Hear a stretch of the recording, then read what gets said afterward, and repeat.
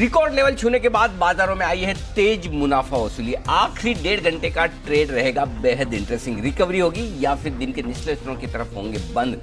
लेंगे इस सवाल का जवाब और करेंगे कल की तैयारी।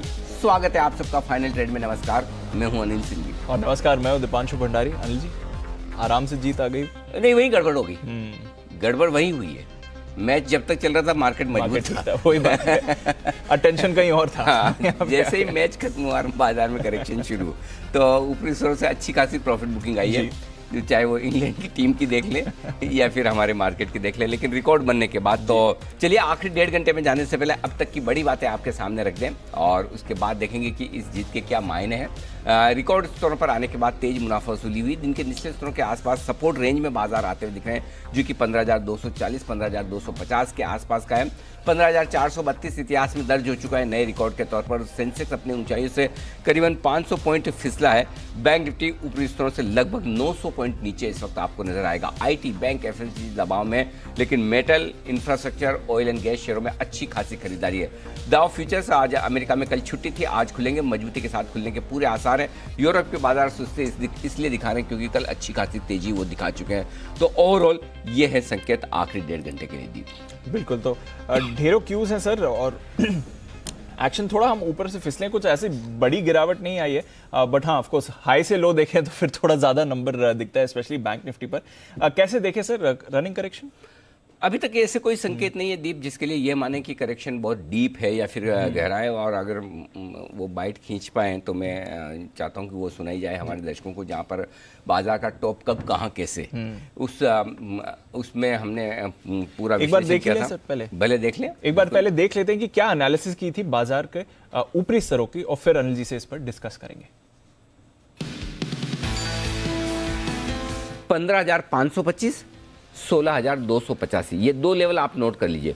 तो अगर कोई मीनिंगफुल साइजेबल बड़ा करेक्शन आना है जो 5 से 15% की रेंज का हो या 20% तक की रेंज का हो, तो वो 15,525 के पहले नहीं आना चाहिए। है ना इंटरेस्टिंग? अभी भी यानी कि यहाँ से बहुत जगह है। 15,525 से लेकर 16,285 ये वो रेंज निकल कर आती है जहाँ से एक मीनिंगफुल बड़ा करेक्शन आ सकता है। तो ये थी सर राय, और शायद वैसे ही थोड़ा प्ले आउट है 432 नहीं, इसको इस बाइट को सुनाने के पीछे एक कारण अलग है। कारण ये नहीं कि बाजार ने आज जो टॉप बना दिया और टॉप बन गया और अब यहाँ से ऊपर नहीं जाएगा, यहाँ से एक बड़ा साइजेबल करेक्शन आ सकता है। इसके पीछे कारण जो है, देखिए पहली चीज़ तो ये 15,525 के ऊपर की करेक्शन की हमने बात की, तो 15,525 और 15,431 जो आज का है, बहुत ज़्यादा फर्क नहीं 15,000 के इंडेक्स में। और ख़ास तौर से जब आप बड़े ट्रेंड, बड़े लेवल्स की बात करते हैं तो 100-150 पॉइंट की उतनी अहमियत नहीं होती, वो थोड़ा बहुत आपको एडजस्ट करके चलना पड़ता है। इसके पीछे मकसद क्या है कि 15,500 के आसपास और इसके ऊपर आप करेक्शन के लिए वल्नरेबल हो जाते हैं, मतलब रिस्क बढ़ जाती है करेक्शन की। अब तक आपके लिए एकदम वो रिस्क फ्री ट्रेड था, वन वे वाला। तो थोड़ी सी, इसका मतलब ये नहीं कि 15,500 से 15,400 से यहीं से करेक्शन आ जाएगा और यहीं से 5 से 15% गिर जाए, ऐसा नहीं है। Not necessary. वो 16,250 तक भी जा सकता है, वहां से भी करेक्शन दे, और ना दे तो ना भी दे। हर बुल मार्केट आपके लिए अलग तरह के लेवल्स लाता है। नहीं तो फिर एक ही तरह के लेवल्स हर बुल मार्केट में होते हैं या हर बेयर मार्केट में होते हैं, तो इजीली सबको पता चल जाता है यहाँ बॉटम है यहाँ टॉप पे, फिर ये सब इतनी मेहनत करने की जरूरत नहीं होती। तो हर बार आपको अलग अलग पढ़ाई करना होता है। इस बार भी जो लेवल्स हमने पिछले 2 बुल मार्केट को देखकर निकाले, एग्जैक्टली वो नहीं आएंगे, मैं फिर कहता हूँ, लेकिन एक अंदाजा आपको देते हैं कि क्या हो सकता है। तो पॉइंट सिंपल इसके पीछे दीप ये है कि जिन लेवल्स पर आप आ चुके हैं वहां पे थोड़ी रिस्क बढ़ जाती है, और उस रिस्क में बजाय इसके अंदाजा लगाने की 15,431 टॉप हो गया, 15,525 से तो करेक्शन आ गई, 16,250 तो पार हो गई, ये सोचना बंद करें। ये सोचने के बजाय आपको क्या सोचना है? आपको ये सोचना है कि मेरी पोजीशन कितनी है और इस पोजीशन को मैं कैसे मैनेज कर सकता हूं अगर वो मेरे अगेंस्ट जाए तो, और कहां तक नीचे देखने की मेरी ताकत है। ये बस सिंपल टेक अवे ये है। टेक अवे ये नहीं है कि कहां से करेक्शन आ रहा है, कितना आ रहा है, आ गया टॉप बन गया। टॉप बनने कब बनेगा, बन गया, ये भांपने की कोशिश भी मत करें। वो बनने के बाद कंफर्म होता है, बनने के पहले नहीं होता। अगर कोई कितना भी सोच ले, हमने बॉटम का फॉर्मूला बनाया तो भी बनने के बाद बनाया, बनने के पहले कभी नहीं बनेगा फॉर्मूला। फॉर्मूला बॉटम बनने के बाद ही आपके हाथ में आएगा, तभी कोरोना आने के बाद वैक्सीन आती, पहले थोड़ी आएगी। तो वैसे ही हाल है। तो सिंपल चीज़ यही है। इसलिए मेरा ये समझना है कि आप बिल्कुल भी डरे घबराए नहीं, ये रनिंग करेक्शन है, चलता रहेगा। इस करेक्शन में जब तक आपके लिए इंपॉर्टेंट लेवल्स ना टूटे जी, तब तक आप डरिए घबराइए मत। और आपको शुरुआत करने के लिए मैं आपको एक अच्छी चीज़ बोल दूँ दीप, जी सर, जिससे कि आपका मूड ठीक हो जाए। बाय जोन में आ गए हम, बाई जोन में आ गए हैं। हाँ। 15,165 175 से लेके 15,240 15,250 जहाँ पर हमें ये बाय जोन है, बाई जोन है। ये बाय जोन है आज के लिए, दिन के लिए जो करेक्शन होना था मेरे हिसाब से हो गया। अब इस 75 पॉइंट की रेंज में आपको खरीदने का सोचना है, बेचने का नहीं। अंडरस्टूड। बेचने के लिए आप लेट हो चुके हैं। अब हाँ, 15,175 165 तोड़ेगा तब तो फिर नेचुरली और रिस्क वो हो सकता है, वो मैं और डेटा देखकर भी बताऊंगा। लेकिन दिन के लिए एक ऊपर से जो हेल्दी करेक्शन आपको चाहिए था वो करेक्शन मिला है। तो 15,165 से 15,240 250, नीचे 15,165 15,175, ऊपर 15,240 250। ये 75 पॉइंट की जो रेंज है ये आपके लिए सपोर्ट रेंज है। क्लियर है सर, सपोर्ट रेंज में सपोर्ट रेंज में आ गया। भरोसा रखें 100%। बिल्कुल। निफ्टी, बैंक निफ्टी के लिए जो सपोर्ट रेंज है 36,475 36,625, ये आपकी रेंज है। इस रेंज में आप पहुंच रहे हैं। अगर वहां पहुंचते अब 36,625 का 36,700 से घूमता है, 650 से घूमता है, 50-75 पॉइंट आपको बैंक निफ्टी में मानकर चलना पड़ेगा। हजार पॉइंट का जब मूव हो तब। करेक्ट। और 15-20 पॉइंट का निफ्टी में इधर उधर हो सकता है। एग्जैक्ट लेवल में नहीं बता सकता, और मार्केट कभी भी एग्जैक्ट लेवल को वो रेस्पेक्ट भी नहीं करता। बस उतनी सी रिस्क है। बट अदरवाइज डरिए मत, घबराइए मत। दिन के लिए सपोर्ट जोन पर हैं आप, चिंता मत करिए। बिल्कुल क्लियर है सर। पिछले पूरे हफ्ते यही आपको कॉन्फिडेंस है, आज फिर से सही दे बात रहा है हूं। सर। आज फिर से पूरे पिछले हफ्ते तो सर आपने एकदम हर लेवल पर कहा था कि देखिए घबराना नहीं है, एंट्री के लेवल है, पर वहां से देखिए अच्छा मूव आया है। अब दिन के हिसाब से भी देखें तो सपोर्ट लेवल्स पर है। 2:30 बजे अनिल जी अपनी स्ट्रैटेजी भी देंगे, हमारे एक्सपर्ट्स भी जुड़ रहे हैं। उससे पहले एक बार देख लेते हैं कौन से हैं ऐसे अहम ट्रिगर्स आने वाले दिनों के लिए जहां पर आपको रखनी है नजर, और साथ ही खबरों वाले शेयर्स कौन से हैं। मानसी और वरुण हमारे साथ तैयार हैं। गुड आफ्टरनून मानसी, बताएं कौन से हैं ट्रिगर्स। Good afternoon Deepanshu. नतीजे नेस्ले के और निफ्टी स्पेस, वहीं शैफलर इंडिया के नंबर्स कैश में अब भी आना बाकी, जिस पर नजर है। साथ ही टाटा स्टील के पार्टली पेड अप शेयर में ट्रेडिंग का आज आखिरी दिन है, जिसकी रिकॉर्ड डेट 19 फरवरी होगी। प्रधानमंत्री मोदी इंफ्रा सेक्टर के बजट ऐलानों के रोड मैप पर एक वेबिनार को संबोधन करने जा रहे, तो इस पर नजर रहेगी। और साथ ही कल के ट्रिगर्स में भारतीय एयरटेल पर फोकस कीजिएगा। एक बोर्ड बैठक है जहां पर भविष्य की योजनाओं को लेकर सोच विचार किया जाएगा। एक्सचेंजिंग सॉल्यूशंस डीलिस्टिंग के काउंटर ऑफर की आखिरी तारीख होगी। वहीं न्यूरेका का आईपीओ जो है वो कल बंद हो जाएगा। प्राइस बैंड 396 से 400 रुपए प्रति शेयर तय की गई है। एफओएमसी बैठक के मिनट्स भी कल जारी होते हुए दिखेंगे, और गुरुवार के दिन वीकली एक्सपायरी के साथ ही वायदा बाजार की कंपनी अंबुजा सीमेंट के नंबर्स आएंगे। रेलटेल का आईपीओ इस दिन बंद हो जाएगा। पवन हंस के लिए बोली लगाने की आखिरी तारीख है। इंडसइंड बैंक वारंट कन्वर्जन के भुगतान की आखिरी तारीख होगी। साथ ही आईडीएफसी बैंक पर भी फोकस रहेगा। इक्विटी के जरिए पूंजी जुटाने को लेकर एक बोर्ड बैठक होगी। पॉली मेडिक्योर क्यूआईपी के डिस्काउंट प्रीमियम साइज पर चर्चा होगी, जिसके लिए एक बोर्ड बैठक होने जा रही है। ग्लोबल इवेंट्स भी हैं जिस पर फोकस रहेगा। एक तो गेम स्टॉप मुद्दे पर यूएस फाइनेंशियल सर्विसेज कमेटी में एक सुनवाई होने जा रही है, और साथ ही चीन के बाजार जिसमें एक हफ्ते की छुट्टी चल रही है वो 18 फरवरी के दिन यानी कि गुरुवार के दिन खुलते हुए दिखेंगे। ओके, तो ये हैं वो तमाम ट्रिगर्स जिन पर आपको रखनी है नजर आज के लिए। आइए जल्दी से खबरों वाले शेयर आपके सामने रख दें, और उसके बाद नितिन जी तैयार है निफ्टी पर निशाना लगाने के लिए। तो वरुण जल्दी से बताएं आज की खबरें जो बाजार खुलने के बाद आई। डेफिनेटली अनिल जी, वैसे भी 5-6 खबरें ये ज़्यादा नहीं है, बस बताओ। तो सबसे पहले तो टाटा कम्युनिकेशन, इन्होंने गूगल क्लाउड के साथ एक करार किया है क्लाउड सर्विसेज देने के लिए। टीसीएस दक्षिण अफ्रीका की एक कंपनी से इस कंपनी को ऑर्डर मिला है। वरुण बेवरेजेस, घाटा कम हुआ है 5.54 करोड़ से कम होकर 7.2 करोड़। मार्जिन में थोड़ी बढ़ोतरी देखने मिली है। जुबिलेंट फूड 15 फरवरी को नेदरलैंड सब्सिडरी का अधिग्रहण इन्होंने किया है, यह अपडेट इन्होंने आज दिया है। ओएमसीज और एविएशन स्टॉक्स, क्योंकि एटीएफ की कीमत जो है उसमें बढ़ोतरी हुई है। इसके अलावा मुथूट फाइनेंस, यहाँ पे क्रिसिल ने इस कंपनी की जो लॉन्ग टर्म रेटिंग है उसको बढ़ा दिया है। ओके, तो बस 4-5 ही खबरें। बहुत अर्निंग्स के बाद तो पता ही नहीं बड़ा आराम मिल रहा होगा ना, ऐसा लग रहा होगा कि मतलब अनिल जी एक्चुअली वो फोबिया हो गया, आपकी कुछ दिख नहीं रहा है। पता नहीं, पहले इतनी आदत थी इतने सारे रिजल्ट देखने की। एब्सोल्युटली। तो चलिए, रिजल्ट सीजन के अब ठंडे होने के बाद खबरों का थोड़ा सा अकाल पड़ता हुआ दिख रहा है, लेकिन आइए कॉल्स का अकाल नहीं, और वो भी एक के बाद एक बेहतरीन कॉल्स। नितिन जी के लिए बिल्कुल निफ्टी के निशानेबाज नितिन मुरार का।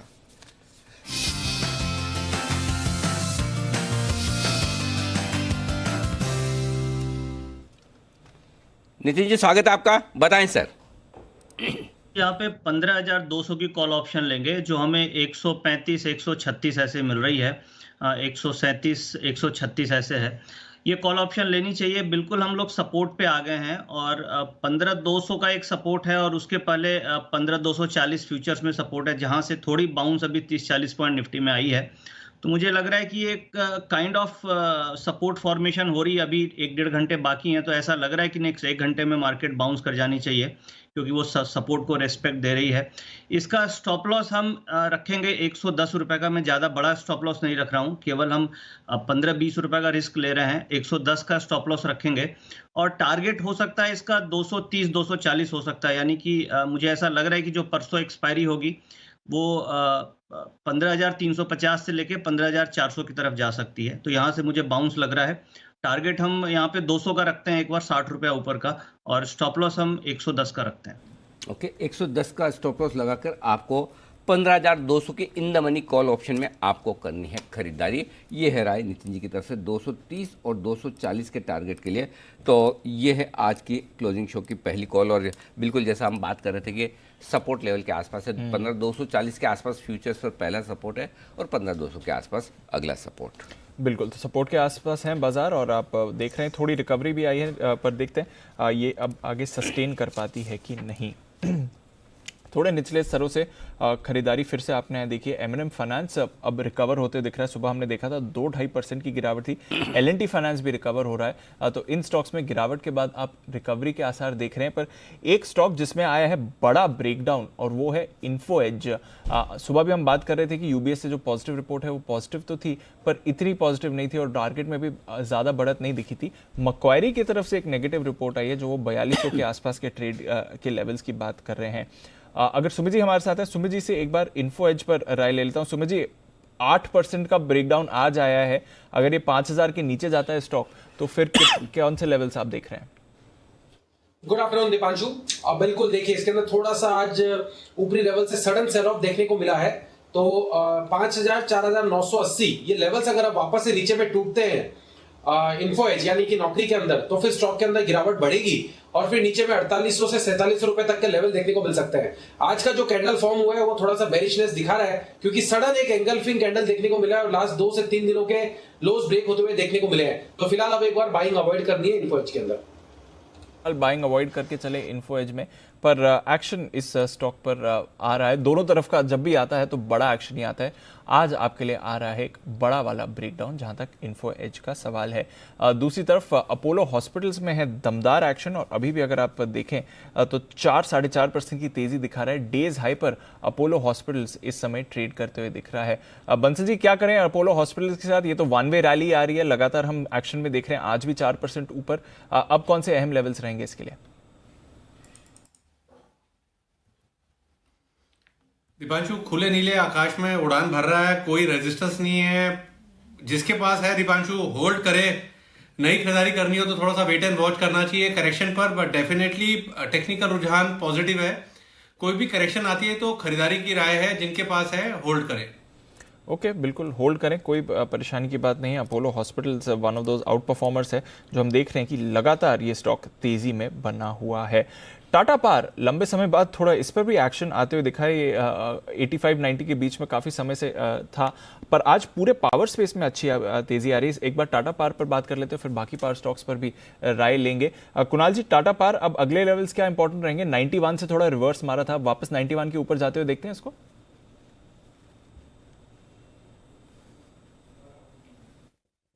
देखिए, आज एक पुलबैक आपको देखने को मिल रहा है। दीपांशु, स्टॉक पिछले 3-4 दिनों से करेक्ट कर रहा था और अच्छी बात यह है कि बिल्कुल जो सपोर्ट लेवल है उसी से टकराकर इसमें वापस से एक बाउंस आता हुआ दिख रहा है। सपोर्ट जो है 87 रुपीस के आसपास है, तो 87 के ऊपर जब तक है तब तक स्ट्रक्चर स्ट्रांग है। मुझे लगता है जिनके पास लॉन्ग्स हैं होल्ड करें। नई खरीदारी करनी चाहिए 91 रुपए के ऊपर, 91 के ऊपर नई खरीदारी करें और 87 का स्टॉप लॉस जरूर रख लें। जिनके पास पोजीशन है 87 का स्टॉप लॉस रखें। बिल्कुल, तो जिनके पास पोजीशन है 87 का स्टॉप लॉस रखना जरूरी है।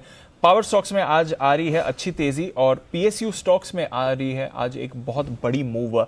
सुबह हम बात भी कर रहे थे ओएनजीसी की किरण जी के साथ और देखिए क्या बढ़िया मूव आ रही है ओएनजीसी में। अभी भी अगर आप देखें तो 6.5% का उछाल इस काउंटर में आपको आते हुए दिख रहा है। सुमित जी, क्या है अगले लेवल्स ओएनजीसी के लिए? और तेजी देखने को मिल सकती है। अभी एक स्ट्रॉन्ग अपमूव आज ऑलरेडी देखने को मिल रहा है। 105 रुपए तक के इसके इमीडिएट टारगेट होंगे। 105 का हर्डल निकलने के बाद स्टॉक के अंदर 108 रुपए तक का मूव भी देखने को मिल सकता है। तो फिलहाल पोजीशंस होल्ड करके चल सकते हैं ओएनजीसी के अंदर। बिल्कुल, तो पोजीशंस होल्ड करके चले ओएनजीसी के अंदर। एक ब्रेकडाउन आ रहा है आइशर मोटर्स में और आज 2800 के नीचे फिसला है स्टॉक, अब 2700 के लेवल्स पर होल्ड करने की कोशिश कर रहा है। क्या चल रहा है वागले साहब आइशर मोटर्स में? यहां से और कमजोरी देखते हैं या फिर ये सपोर्ट जोन्स हैं? दीपांशु, आफ्टरनून अगर 2700 ब्रेक हुआ तो नीचे जा सकता है, फिर ये 100 रुपए नीचे जा सकता है। मैं यहाँ पर शॉर्ट नहीं करूंगा, यहाँ से बाउंस बैक हो सकता है। ओके, तो बाउंस बैक का करें इंतजार जहां तक आइशर मोटर्स का सवाल है। पर पावर स्टॉक्स में अच्छी तेजी है। एनटीपीसी पर नजर रखिए, पर उससे ज्यादा नजर रखिए आप पावर ग्रिड पर। 7.5% का उछाल है, 230 के लेवल्स पर आया है। इनकी इन्वेट आने वाली है जल्दी, तो शायद उसके एंटिसिपेशन में अब थोड़ी मूव्स इस काउंटर पर आपको आती हुई दिख रही हैं। पावर ग्रिड, एक बार इस पर भी राय लेते हैं बंसल जी। यूजुअली इतना एक्टिव दिखता नहीं है स्टॉक, पर आज 7.5% की तेजी में क्या करना चाहिए पावर ग्रिड के साथ? दीपांशु, बेहतरीन टेक्निकल रुझान है और बड़े वाला एक ब्रेकआउट देखने को मिल रहा है। तो जिनके पास है दीपांशु, क्लियरली होल्ड करना चाहिए। 225 के ऊपर एक बड़े चार्ज पर एक बड़ा ब्रेकआउट देखने को मिल रहा है। तो पहली बात तो यह है कि ये नहीं सोचना चाहिए, जैसे अभी आपने बोला कि नॉर्मली होता नहीं है, बट जो हुआ है ये आगे भी कंटिन्यू रहेगा एटलीस्ट इस सीरीज के अंदर। तो जिनके पास है होल्ड करें। कोई भी करेक्शन आती है 226, 227, 226, 227 तक की कोई भी डिप आती है तो खरीद के चलना है पावर ग्रिड को। बिल्कुल, तो खरीद के चलना है पावर ग्रिड को, कोई परेशानी नहीं है। काउंटर भी बढ़िया एक्शन में आपको दिख रहा है। नितिन जी, इसी से रिलेटेड स्पेस में, कैपगुड स्पेस में बेसिकली पर सीमेंस, वहां पर हमने पिछले कुछ दिनों में दमदार एक्शन देखा है। आज सुबह 1900 के पार भी दिखा था, वहां से तेज गिरावट आई है। ये 3% जो नीचे फिसला है, ये अक्यूमुलेशन का लेवल है या फिर और वीकनेस देखें सर? देखिए, इसमें थोड़ी साइडवेज थोड़े दिनों तक हो सकता है। इसमें वीकनेस नहीं बोलेंगे, बट ये है कि 1800 से लेके 1850 की रेंज में कंसोलिडेट कर सकता है, क्योंकि ऑलरेडी इसमें बाइंग हो चुकी है। अब ऊपर के लेवल पे हल्का साइडवेज मूवमेंट है, तो बाइंग अभी ट्रेडिंग अपॉर्चुनिटी नहीं है मेरे ख्याल से। इस लेवल पे आपको इस स्टॉक में ट्रेड नहीं करना चाहिए और पॉसिबल है कि एक बार ये 1800 नीचे आ सकता है। थोड़ा हल्का वीक हो सकता है, but sideways to weak territory में है। ओके, थोड़ा सा कमज़ोर नज़र आ रहा है आज के लिए। इस बीच रेलटेल का आईपीओ और पहले दिन ही बढ़ चुका है और न्यूरे का तो भर ही जा रहा है 10 गुना से ज़्यादा दूसरे दिन बढ़ चुका है। अभी तो कल का दिन और बाकी है। ये तो भाई साहब 3 डिजिट में भरेगा लगता है, 100 गुना से ज़्यादा हो जाएगा। रेलटेल फिलहाल 1.5 गुना बढ़ता हुआ, तो ये भी रेस्पॉन्स ठीक है। लेकिन इन दोनों का भले ही कल आखिरी दिन है, न्यूरेका का और रेलटेल का परसों, लेकिन आज एक और शेयर का आखिरी दिन है और वो है टाटा स्टील का पार्टली पेड शेयर का। जी हाँ, डरा दिया सर आपने। नहीं डराया नहीं, ये अटेंशन ड्रेप करने का तरीका है। तो टाटा स्टील के पार्टली पेड शेयर का आखिरी दिन है। जानते हैं वरुण से कि अगर किसी के पास ये पार्टली पेड शेयर है या किसी ने खरीदे हैं, बेचे हैं, तो क्या कुछ होगा। तो जो भी टाटा स्टील के पार्टली पेड शेयर को होल्ड करते हैं उनके लिए काम की चीज़ें, जरा ये पूरी रिसर्च और डिटेल सुन लीजिए। वरुण बताइए। डेफिनेटली अनिल जी, तो कल से इस टाटा स्टील के पार्टली पेड शेयर्स में ट्रेडिंग जो है बंद हो जाएगी और आगे कभी ट्रेड नहीं करेंगे, कभी भी नहीं। आज आखिरी दिन है, आज आखिरी दिन है। हाँ, खत्म हो जाएंगे आज के बाद। तो अब बेसिकली है क्या कि अगर आपके पास टाटा स्टील के पार्टली पेड शेयर है तो आपको करना क्या है। देखिए, इस कंपनी ने यानी कि टाटा स्टील ने 19 तारीख को इस पार्टली पेड ऑफ शेयर्स की रिकॉर्ड डेट रखी है। यानी कि 19 तारीख को अगर इनके बुक्स पे आपका नाम है तो आप एलिजिबल हो टाटा स्टील्स के राइट इशू के लिए। अब राइट इशू के लिए एलिजिबल हो, इसका मतलब क्या है कि आपको जो फाइनल ट्रांच है पेमेंट का वो करना पड़ेगा। और फाइनल पेमेंट कितना करना है? 461 रुपीज़ का करना है। 461 रुपीज़ का पेमेंट आपको कब से कब तक करना है? 1 मार्च से 15 मार्च के बीच में आपको ये पेमेंट करना है। अगर आप पेमेंट कर देते हैं तो इसके बाद इस कंपनी का जो राइट इशू है, जिसका भाव 615 रुपये का है, वो आपको मिल जाएगा और आगे जाके ये आपके अकाउंट में आ जाएगा। और जैसे कि टाटा स्टील के स्टॉक ट्रेड करते हैं, फिर वैसे ही उन स्टॉक के साथ वो राइट इशू के स्टॉक्स जो है वो ट्रेड करना शुरू कर देंगे। लेकिन अब अनिल जी, इसमें सबसे बड़ी बात यही है कि अगर मैंने पैसे नहीं भरे तो क्या? अगर मैंने पैसे नहीं भरे तो ये स्टॉक्स, ये शेयर्स जो है डूब आपके जाएंगे। लैप्स हो जाएंगे और पैसा आपका फोरफिट हो जाएगा, यानी कि 250 आपको रुपए कुछ नहीं डूब मिलेगा। गए। हाँ, पूरे 250 भी गए फिर तो। पूरे गए। हाँ, पूरे गए। तो ये भाई समझिए। साहब अगर आप में फाइनल कॉल जो है उसकी कितना रुपए की है वो 461। हाँ 461 रुपए और हो तो ही 227 में खरीदना। राइट। पता चला कि यार 227 का ले लिया, लेकिन 461 रुपए और नहीं भरेंगे तो ये 227 रुपए भी अंडा, पूरा जीरो बड़ा। ये हो जाएगा। तो या तो पैसे भरने के लिए तैयार होइए या फिर एग्जिट करिए। तभी तो होगा ना। तो कितना 461 ना। हाँ। 461 और 227 ये हो गया आपका टोटल कर लेता हूँ ना एक बार। 688। 227 688। और टाटा मोटर्स का स्टॉक, टाटा स्टील का स्टॉक दिखाओ भी आप कितना चल रहा है, एक बार जरा टाटा स्टील का शेयर दिखाइए, तो उससे आइडिया लग जाएगा कि अगर आज आप अभी समझो सर्किट पे चल रहा है, अगर अभी खरीदते तो आपको मिलता है 688 में और इधर चल रहा है 700 रुपये में, यानी कि 12 रुपये का आर्बिट्राज चल रहा है, जो ब्याज वाला मामला हो गया। तो उस हिसाब से लोग यहाँ खरीद कर, अगर समझिए आप उतना ही पार्टली पेड यहाँ खरीदते हैं, उतना को उतना फ्यूचर में बेच देते हैं जो आर्बिट्राजर्स हैं, तो उनको 12 रुपये मिल रहे हैं। करेक्ट। थोड़ा बहुत खर्चा वर्चा होगा तो समझ लो 11 रुपये 10 रुपये का फायदा है, उस हिसाब से ये ट्रेडिंग चल रही है। करेक्ट। चलिए, तो टाटा स्टील के पार्टली पेड शेयर हैं, या तो सर्किट में जो खड़े हैं उनको आप दान कर दें मतलब पैसे आएंगे तो दान मतलब पूरा नहीं जा रहा, 227 रुपये 70 पैसे मिलेंगे, या फिर 461 रुपये भरने की तैयारी है। इसकी रिकॉर्ड डेट आ गई क्या? 19 तारीख 19 तारीख की रिकॉर्ड डेट। 19 तारीख पैसे भरने 1 मार्च से 15 मार्च के हाँ, बीच। 19 तारीख को आपके अकाउंट में होने चाहिए पार्टली पेड शेयर, पहली चीज। और 1 मार्च से 15 मार्च, तो 15 मार्च तक आपको 461 रुपये भरने हैं। तो आप जो बेच पाएंगे, अब ये एक और चीज ध्यान रखिएगा, 15 मार्च तक बेच भी नहीं पाएंगे, ध्यान रखिए। वो भी है। हाँ, वो भी ध्यान रख लीजिएगा, 15 मार्च तक नहीं बेच पाएंगे अगर आपके पास पार्टली। अब ये partly paid share fully paid होंगे, फुली पेड होने के बाद इनका ISIN नंबर जो होता है वो अलग से लिस्ट होता है, वो उसका नोटिस आता है कि हाँ भाई ये फुली पेड शेयर लिस्ट हो गए, वो 15 मार्च के बाद ही होगा। 15 मार्च तक तो पेमेंट का टाइम है, फिर थोड़े दिन और लगेंगे। ये मोटा मोटी आप समझ लो मार्च के अंत के पहले आप बेच नहीं पाएंगे। तो अगर आपके 1.5 महीने का ठहराव है कि अभी टाटा स्टील का पार्टली पेड शेयर लेकर आप 1.5 महीने रुक सकते हो, और उस 1.5 महीने में भाव ऊपर नीचे हो सकता है, वो अलग चीज़ है। प्लस आपको 461 रुपये भरना, वो दूसरी चीज़ है। ये सब इफ़ और बट लगा के ही खरीदना, क्योंकि लोग लाइन लगा के सुबह से खड़े हैं जैसे मिलेगा नहीं हमें। सही है। बराबर है। करेक्ट। तो ये अच्छा, अब मैं बता दूं खड़े कौन है वो भी बता दूं। आप सोचोगे कि इतना सब इफ बट है तो ले कौन रहा है? ले रहे हैं फंड्स, आर्बिट्राज फंड्स बहुत सारे हैं। म्यूचुअल फंड्स की आर्बिट्राज स्कीम होती है, जिसमें क्या होता है कि लोग लिक्विड फंड के बजाय आर्बिट्राज फंड में पैसा लगाते हैं, क्योंकि आर्बिट्राज फंड को इक्विटी फंड माना जाता है। वो इक्विटी खरीदते हैं, कैश में खरीदेंगे, डिलीवरी फ्यूचर में बेचेंगे, तो वो पूरी ब्याज की कैलकुलेशन करके चलते हैं। तो उनके लिए तो अगर 1% भी छूट गया 1.5 महीने में तो मतलब बहुत हो गया उनके लिए, तो है ना। कहाँ 3, 4, 5%, 6% का बड़ा मुश्किल से रिटर्न आता है, तो यहाँ तो 1 महीने में अगर आपके 1.5% का 1% का रिटर्न आ गया तो बहुत है उनके लिए। तो साल का 12% हो गया, तो बढ़िया। तो वो आर्बिट्राज फंड ले रहे हैं, उनके लिए ठीक है, आपके लिए ठीक है कि नहीं, जरा सोच लीजिए। तो इसलिए पार्टली पेड शेयर अगर आप अभी खरीद रहे हैं तो ये ध्यान रखें कि आपको 461 रुपये 15 मार्च के पहले देने हैं, और ये शेयर अब आपके बिक पाएंगे सिर्फ और सिर्फ मार्च के अंत के आसपास कभी कभी। ये चीज़ें क्लियर है? राइट। कोई डाउट तो नहीं है? पूरा क्लियर। इस पे कोई और डाउट हो तो बता दें, समझ में आ गया? अगर मुझे नहीं देने, अगर मैं इस समय होल्ड करता हूँ, मेरे को नहीं देने, तो अभी यही आज ही मौका एग्जिट करने का। हाँ, कल से ये ट्रेड नहीं होगा। ट्रेड नहीं होंगे तो आज अभी मैं सेल करूँगा। हाँ, और कल से ट्रेड नहीं होगा। अगर 15 मार्च के पहले 461 रुपये नहीं दिए तो 227 रुपये में जो आज बिक रहा है वो भी जीरो हो जाएगा। ये ध्यान रखना, वो समझना। फिर मत बोलना बताया नहीं था। सही बात है। नहीं, ऐसे ही समझाना पड़ता है दीप, नहीं तो नहीं, समझते सही नहीं है, बात नहीं तो लोग लगता है कि अरे ये क्या। एनीवे, तो चलिए आइए बढ़ते आगे। एक स्पेशल पिक का बिल्कुल कुणाल जी राकेश जी के लिए।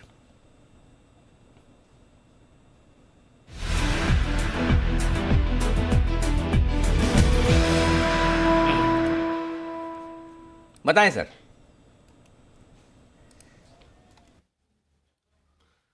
अनिल जी, खरीदारी की राय है ONGC में, और स्पेशल बात यह है कि अब ये स्टॉक 100 रुपीज के ऊपर सेटल हो रहा है। जिस तरीके का चार्ट स्ट्रक्चर है, लगता नहीं है कि नियर फ्यूचर में ये स्टॉक 100 के नीचे जाके अब टिकेगा। एक नई टेरिटरी में स्टॉक एंट्री ले रहा है, वर्स्ट लगता है ओवर है, और ये स्टॉक एक अच्छी रैली दिखाने का दमखम रखता है। ओवर टू कुणाल जी।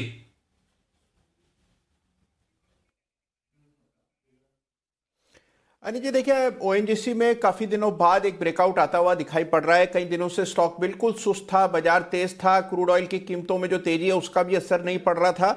और अब हमने देखा है आज के ट्रेड में एक बड़ा ब्रेकआउट 100 रुपए के ऊपर हुआ है और ये 100 रुपए के ऊपर अब क्लियरली एक ब्रेकआउट दे चुका है। तो ओएनजीसी पर हमारी खरीदारी की राय है। इसमें देखिए जो पहला स्तर टारगेट के रूप में बनता है वो 108 रुपए का है, तो 108 का पहला टारगेट और 111 रुपए का दूसरा टारगेट। तो 108 और 111 के टारगेट के लिए बाय करें और 101 रुपए पर स्टॉप लॉस रख लें। तो 101 का स्टॉप लॉस, 108 का पहला टारगेट और 111 रुपए का दूसरा टारगेट। दमदार एक्शन में है ओएनजीसी। आज सुबह से हम देख रहे हैं कि स्टॉक पर बढ़िया खरीदारी हो रही है।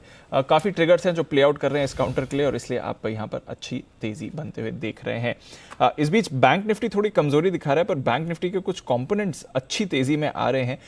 दो हाई बीटा बैंकिंग नेम्स को पुलअप करिए, बंधन बैंक और आरबीएल बैंक, दोनों में ही अभी बढ़िया खरीदारी देखने को मिली है। स्पाइक शानदार वाली कुछ तो हुआ है सर दोनों बैंक में, तगड़ा बाय मूव आया है दोनों में एकदम। दोनों को एक साथ चार्ट दिखाइए जरा, मजा आएगा। एक साथ चार्ट देखने का आनंद ही अलग। एक साथ भाई कुछ तो हुआ है। अचानक से दोनों में बड़ा तगड़ा मूव है। वागले साहब से पूछें? पूछे। बंधन बैंक आरबीएल बैंक दोनों फेवरेट है बिल्कुल। और उनका एक और इंडिया बुल्स हाउसिंग, वहां पर भी निचले सरों से स्पाइक आ रहा है। पर वागले साहब, बंधन बैंक आरबीएल बैंक क्या चल रहा है सर? दोनों में इमीडिएटली स्पाइक आया और ऑलमोस्ट सिमिलर लेवल का स्पाइक आया है। दीपांशु बिगुल बजवाएंगे तो मैं कॉल दे देता हूं या बिगुल के बिना ही दे दूं? नहीं सर, बिगुल तैयार है आपके लिए। अब बजाते हैं वागले साहब के लिए बिगुल, वागले का वंडर।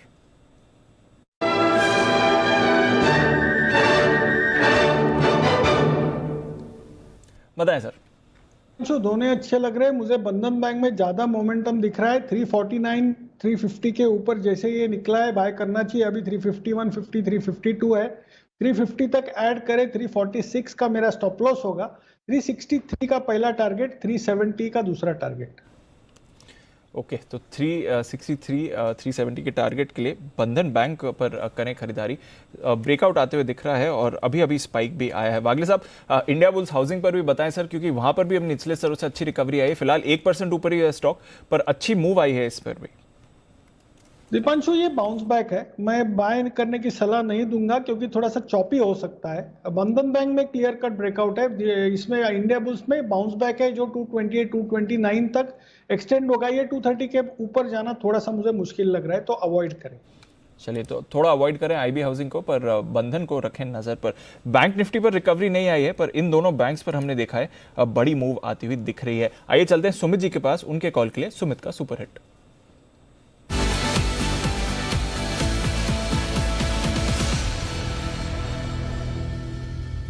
बताएं सुमित जी।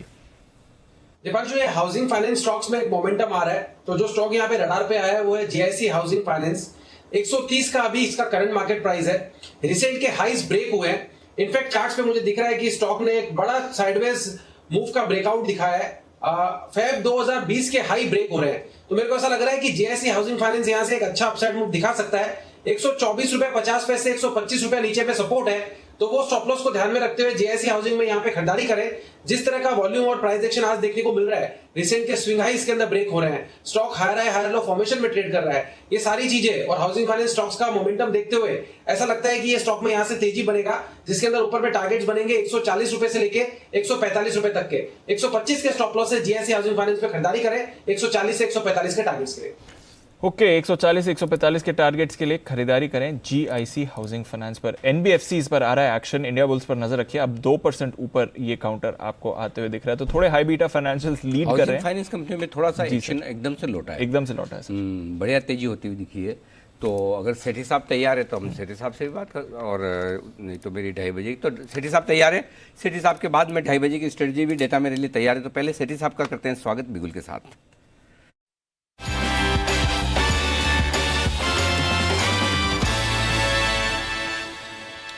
स्वागत है सेठी साहब आपका। नमस्कार, बताएं सर आज कितनी पिक्स हैं और क्या गिरते हुए मार्केट में खरीदारी करनी है ना? हाँ, गुड आफ्टरनून अनिल जी। बिल्कुल, गिरते हुए मार्केट में भी खरीदारी करने की सलाह है। हालांकि थोड़ा कॉशियस रहना है और क्वालिटी के साथ ही जाना है या स्टॉक स्पेसिफिक की अप्रोच रखनी है। और 2 स्टॉक है, दोनों में खरीदारी करने की सलाह। दोनों फ्यूचर्स के स्टॉक है आज अनिल जी। अरे वाह, बताइए सर पहला कौन सा? पहला अनिल जी बैंक है, जो थोड़ी देर पहले वागले जी ने भी रिकमेंड कर दिया। एक्चुअली ये मेरे रडार पे 345 के लेवल पे आया था। बैंक का नाम है बंधन बैंक। अभी 351-52 के लेवल है। मुझे लगता है इस स्टॉक को अभी खरीदना चाहिए। बहुत ही शॉर्ट टर्म में 365 के मेरे इस पे टारगेट रहेंगे। स्टॉप लॉस रखना है 348 रुपए का। मुझे लगता है जिस तरह का मोमेंटम इस स्टॉक में है कंपेयर टू जो वीकनेस देखी जा रही है मार्केट में, मुझे लगता है something positive should be definitely there, और उसकी एंटिसिपेशन में यहाँ पे खरीदारी करने की सलाह है, और 365 का मेरा शॉर्ट टर्म में टारगेट। ओके तो 348 के स्टॉप लॉस के साथ बंधन बैंक में करें खरीदारी। 365 का टारगेट और 363 और 370 के टारगेट्स आपको आते हुए दिए हैं वागले साहब ने भी। तो बंधन बैंक वागले साहब को भी पसंद है, सेठी साहब को भी पसंद है। स्टॉक तेज दौड़ लगाने को तैयार है यहाँ से, और वाकई में एक्शन के पूरे संकेत इस वक्त बंधन बैंक से आपको आते हुए दिखेंगे। तो मजबूती वाले संकेत मिल रहे हैं। तो पहला स्टॉक तो हो गया बंधन बैंक का। सेठी साहब दूसरा स्टॉक बताएं।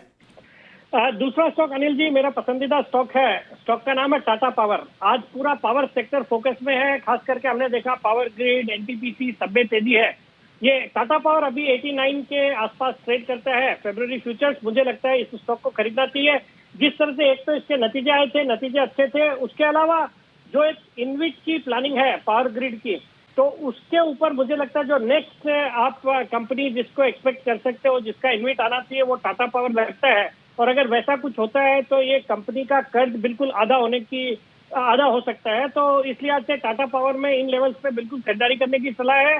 मेरा इसमें मीडियम टर्म में तो 130-40 का टारगेट है, बट बहुत ही शॉर्ट टर्म में मुझे लगता है 93 रुपए या 95 रुपए तक के लेवल्स बिल्कुल आ सकते हैं। ओके तो दो बेहतरीन स्टॉक है। टाटा पावर में भी यहाँ पर खरीदारी करने की राय है, और यहाँ पर भी और अच्छी मजबूती के साथ ट्रेड होने की संभावना है। टाटा पावर के लिए एक बार फिर से मीडियम और लंबे दोनों टारगेट सेठी साहब वापस बताएं। अनिल जी टाटा पावर में मेरा मीडियम से लंबी अवधि में मुझे लगता है 130-140 तक के लेवल्स आ सकते हैं। तो इस स्टॉक को बिल्कुल करंट लेवल्स पे खरीदना चाहिए, होल्ड करना चाहिए। इसके फॉर्च्यून्स में काफी बदलाव होंगे, और अगर ये जो मैं बोल रहा हूँ, अगर इनविट की जो इनकी प्लानिंग है, जो पहले भी आज से 6-8 महीने पहले भी ये पब्लिक डोमेन में था कि ये इनविट की प्लान कर रहे हैं करीबन 20,000 करोड़ का। और पेट्रोनास जो मलेशिया की कंपनी है, उसका भी इंटरेस्ट उस समय ऐसे बताया जा रहा था कि उनका भी इंटरेस्ट है करीबन $1 बिलियन इन्फ्यूज करने का। तो अगर ये सब होता है तो कंपनी के कर्ज में एक बहुत बड़ा रिडक्शन होगा। और वैसे भी Tata group is trying its best to reduce debt in each of its company. तो मुझे लगता है टाटा पावर के लिए अच्छा रहेगा, और इसको बिल्कुल करंट लेवल्स पे लेके एक जो इन्वेस्टर्स है उनको तो बने रहना चाहिए। 130-140 तक के लेवल्स आने वाले 9 से 12 महीने में बिल्कुल आ सकते हैं। और स्टॉप लॉस क्या रखा जाए सर?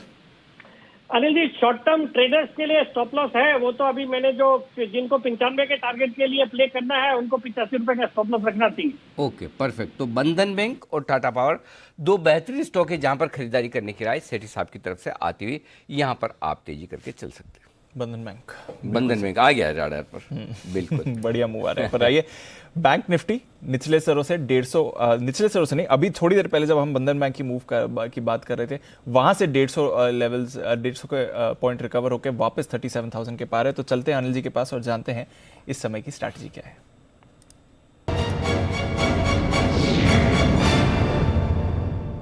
अनिल जी एकदम सटीक आपने राय दी थी थोड़ी देर पहले, ये खरीदने के लेवल्स हैं। निफ्टी पूरा रिकवर हो गया है, बैंक निफ्टी 200 पॉइंट्स रिकवर हो गया है उन लेवल से, और ग्लोबल मार्केट्स का तो सपोर्ट है ही। हालांकि यूएस कल बंद था, आज भी फ्यूचर्स पॉजिटिव ट्रेड दिखा रहे हैं। डाउ फ्यूचर्स 200 पॉइंट ऊपर है। यूरोप अच्छी शुरुआत है सर। कल हमने देखा 2.5% की तेजी यूके में थी, आज आधे % की तेजी और दिख रही है। कुछ संकेत आ रहे हैं कि शायद लॉकडाउन में ढील दे सकते हैं और उनकी वैक्सीनेशंस अच्छी चल रही हैं। और बाकी यूरोप के बाजार भी ठीक है सर। तो पॉजिटिव ग्लोबल क्यूज दिख रहे हैं। जापान कल की तेजी के बाद आज भी 1.25% ऊपर था, और हांगकांग भी हमने देखा सर 2% की तेजी के साथ बंद हुआ। डर के आगे जीते बिल्कुल एग्जैक्टली। और नितिन जी को भी बधाई। सबसे पहले नितिन जी ने भी एकदम सही टाइम से कॉल दे दिया। मैं तो 2:30 बजे का इंतजार ही करता रहा, लेकिन हाँ 2 बजे जब शो की शुरुआत कर रहे थे तब 15,245-250 पर था। वहाँ से 60 पॉइंट ऊपर आया निफ्टी। बैंक निफ्टी 300 पॉइंट वहाँ से ऊपर है। तो बिल्कुल सही, डरिए मत। ये करेक्शन आएंगे चलेंगे। अब आपको ये आदत डाल देनी चाहिए कि एक तरफा मार्केट है नहीं, रुक रुक के चलेंगे, लेकिन ट्रेंड क्लियर है। पहले सपोर्ट लेवल पर, पहले इंपॉर्टेंट सपोर्ट लेवल पर आपको ऐड करना है। अगर गिरावट में आप खरीदते रहेंगे तो चिंता नहीं है। और इसलिए आज सुबह की भी कमेंट्री में ये बात करते हैं 15,250 बहुत ही बढ़िया लेवल, वहाँ आए तो लेना ही। 15,175, 15,250 एग्जैक्टली 15,240 से ही घुमा है, 243 से। तो बिल्कुल परफेक्ट लेवल से। और अभी भी दीप मैं आपको डेटा बताऊँ, डेटा ये कह रहे हैं कि हम शायद 15,300 के नीचे की क्लोजिंग ना देखें। 15,300 के ऊपर क्लोजिंग होनी चाहिए। जिस तरह के डेटा है 15,300 पर 27 लाख शेयरों का ओपन इंटरेस्ट है पुट में, और 15,400 यहाँ पर कॉल्स में ओपन इंटरेस्ट है 38 लाख शेयरों का। एक चीज़ का कॉन्फिडेंस ज़्यादा है और वो ये है कि 15,400 के ऊपर क्लोजिंग नहीं होगी, वहाँ पर कॉल राइटिंग ज़्यादा हुई। तो ऊपर में थोड़े शॉर्ट्स बने, कॉल राइटिंग हुई है, वहाँ पर थोड़ी सी तेजी करने वाले ट्रेडर्स ट्रैप हुए हैं। ट्रैप होने का मतलब ये नहीं कि मतलब वो उनके भाव वापस ही नहीं आएंगे या बहुत मुश्किल में, एक बार के लिए उनका वो टेस्ट किया जाएगा कि तो ताकत है। 500 की बात कर रहे थे वो, फिर 500 से अब 400 पर आया। 15 मजे की बात है, 15,400 और 15,500 पर बराबर कॉल राइटर खड़े हैं 38 लाख शेयरों के। 15,200 और 15,300 पर बराबर पुट राइटर खड़े हैं 27 लाख शेयर। तो फिर जाएगा तो मतलब बेसिकली इसका मतलब आपको ये समझना है 15,200 से 15,300 की रेंज में खरीदना है, 15,400 से 15,500 की रेंज में बेचना है। ये एकदम परफेक्ट डेटा दिख रहा है। तो आपको 15,400 के आसपास से बेचने का मूड बनाना है, वहां पर खरीदना नहीं, धीमे धीमे बेचो 15,500 तक। 15,300 के नीचे आने से वहां से खरीदने का मूड बनाना है, 15,200 तक धीरे धीरे लेना है, वहां बेचना नहीं। ये बहुत क्लियर कट डेटा है। अभी तक जो डेटा दिख रहा है उस हिसाब से हम 15,300 के ऊपर बंद होने चाहिए, कम से कम डेटा ये दिखा रहा है। फिर भी वॉलेटिलिटी आज की देखते हुए 3 बजे तक अगर आप 15,300 के ऊपर बने रहते हैं, आ गए सर, ग्रीन में हो गए। वाह क्या बात है। 15,300 के ऊपर अगर बने रहते हैं तो फिर आप अच्छी क्लोजिंग आज फिर से देखेंगे। पहले तो नितिन जी बधाई स्वीकार करें आपका। मैं इससे पहले कि बैंक निफ्टी का विश्लेषण दूं, 15,200 का कॉल ऑप्शन जो आपने दिया था 135 पर, कहां तक पहुंचाया है? ये नील जी अभी 170 रुपए तो हो गई है। अरे तो बड़ी भाई अच्छी साहब। मूव आई है और मुझे लग रहा है कि ये हमने बड़ा टारगेट काफी लिया है इसका। 200 से ऊपर का वो भी टारगेट आना चाहिए, बट अभी 170 के आसपास आ गई है। ओके, गजब है। मतलब ये देखो 15 मिनट में नितिन जी का कॉल 50 रुपए बढ़ गया, उस तब जाके नितिन जी के चेहरे पे 10 ml स्माइल आई है। वो सेंटीमीटर से भी जो छोटा क्या होता है, mm। हाँ mm, 10 mm, ml नहीं 10 mm स्माइल आई है। बड़ी मुश्किल से नितिन जी की तो मुस्कुराहट देखने के लिए मतलब हम तरह से जाते हैं, सदियां निकल जाती है। तो चलिए नितिन जी बहुत ही बेहतरीन कॉल और टाइमली एकदम। और नितिन जी ने मुझे मैसेज भी किया कि जल्दी से ले लीजिए सर, भागने वाला है। तो मैंने कहा बिल्कुल तैयार है। तो नितिन जी बधाई हो, बहुत ही बढ़िया कॉल था, इसमें कोई डाउट नहीं। तो अच्छी बात यह कि आपको सही वक्त पर अच्छे कॉल मिले, डराया नहीं गया कि आप डरें घबराएं, बिल्कुल चिंता न करें। तो ये है आपके लिए, तो ये है आपके लिए निफ्टी हो गया। और बैंक निफ्टी बता दूंगा आपको। बैंक निफ्टी दीप वही अपना 36,475 36,625 स्ट्रॉन्ग बाय जोन है। अब वहाँ से घूमा है, उसके पहले 36,760 से घूम गया। इसमें जो है, इसमें अगर 37,000 के ऊपर टिके रहते हैं हम 3:05 के पहले, तो अच्छा है। 37,000 पर पुट और कॉल दोनों में बराबर का ओपन इंटरेस्ट है, तो थोड़ा कश्मकश वाला लेवल है, टक्कर वाला लेवल है। देखते हैं क्या कुछ होता है। ठीक जैसे 15,300 पर पुट और कॉल में बराबर है, वैसे 37,000 पर पुट और कॉल में बराबर है। अभी तक जो गट फीलिंग है मेरी, जो कह रही है और जो डेटा कह रहे हैं, दोनों को मिला के देखो तो मुझे ऐसा लगता है दीप 15,300 और 37,000 इन दोनों के ऊपर क्लोजिंग होनी चाहिए, इनके नीचे नहीं, ऐसा लगता है। ठीक है। हाँ, डर यही कि 2 दिनों में वॉलेटिलिटी ज़्यादा हुई, इसलिए एकदम मैं 100% बिल्कुल जोर से कॉन्फिडेंस है कि एक तरफा क्या उसमें लोग फंस न जाए, इसलिए कॉशियस रहें, पॉजिटिव रहें और कॉशियस रहें। डरने की जरूरत नहीं है, डरिए मत। एक तो डरना नहीं है और एक नीडर हो जाना, दोनों में फर्क है। वही वाला जैसा कि एक लीगल नहीं है और एक इलीगल है ना, एक आप अच्छे हैं एक आप बुरे नहीं हैं, शब्दों का ही फर्क है। तो यहाँ पे डरना नहीं है, लेकिन नीडर हो जाना है एकदम वो भी नहीं। हाँ, क्योंकि देखो वॉलेटिलिटी है तो हमें उसका सम्मान करना पड़ेगा, बट डरना नहीं है और मार्केट अच्छा बन देगा, ऐसे डेटा में दिख रहा है। बिल्कुल। तो 15,300 और 37,000 ये 2 इंपॉर्टेंट लेवल्स बन गए आपके। ठीक है, तो नजर रखिए इन दोनों लेवल्स पर। और बढ़िया मूव आ रही है। बैंक निफ्टी निचले स्तर से अच्छा रिकवर हुआ है, निफ्टी रिकवर होकर पॉजिटिव हो गया है और दोनों ही सपोर्ट लेवल्स के ऊपर ट्रेड कर रहे हैं। पर काफ़ी और स्टॉक्स हैं जहां पर बढ़िया मूव आ रही है। टाटा पावर, जिस पर अभी हम बात कर रहे थे, सिटी साहब कॉल भी देकर गए, अब 91 के लेवल के करीब आते हुए दिख रहा है। तो टाटा पावर में है ज़बरदस्त एक्शन, इस समय पूरे पावर स्पेस में एक्शन है और टाटा पावर उसको लीड कर रहा है। टाटा ग्रुप की एक और कंपनी जो पिछले कई दिनों से एक्शन में रही है और अब खबरों का भी सपोर्ट इसको मिल रहा है, टाटा मोटर्स। क्या है यहाँ पर नया फोकस कंपनी का, आइए जानते हैं कुशल के साथ। कुशल बताएं। बिल्कुल, और यहाँ पर देखिए दीपांशु, जिस तरह से अब ईवी पर फोकस बढ़ रहा है, इनफैक्ट कल जो अनाउंसमेंट्स आई थी जेएलआर को लेकर कि 2025 तक वो अपना पूरा का पूरा जेएलआर का पोर्टफोलियो इलेक्ट्रिक कर देंगे, क्योंकि जिस तरह से अगर आप देश और दुनिया में देखेंगे तो जो एमिशन नॉर्म्स हैं वहाँ पर सख्ती हो रही है, उस वजह से उसको देखते हुए ये डिसीजन उन्होंने लिया है। इनफैक्ट प्रति वर्ष ये करीब 250 करोड़ पाउंड जो है वो खर्चे करते हुए नजर आएंगे इनफैक्ट इलेक्ट्रिक प्लान्स को रियलिटी बनाने के लिए, और अगले 4 साल में इनका ये मानना है कि 10% से ज़्यादा की यानी कि double digit operating margin, EBIT margin जो है वो ये लाते हुए नजर आएंगे और पॉजिटिव कैश फ्लोज हो जाएगा JLR का। तो ये काफ़ी पॉजिटिव कमेंट्री टाटा मोटर्स की तरफ से आती हुई नजर आई है कल। इनफैक्ट यहाँ पर अगर आप देखें तो जो इनकी लैंड रोवर की बिक्री है 2030 तक ये मान रहे हैं कि उसमें 60% हिस्सा जो है वो इलेक्ट्रिक व्हीकल का 2030 तक होता हुआ नजर आएगा।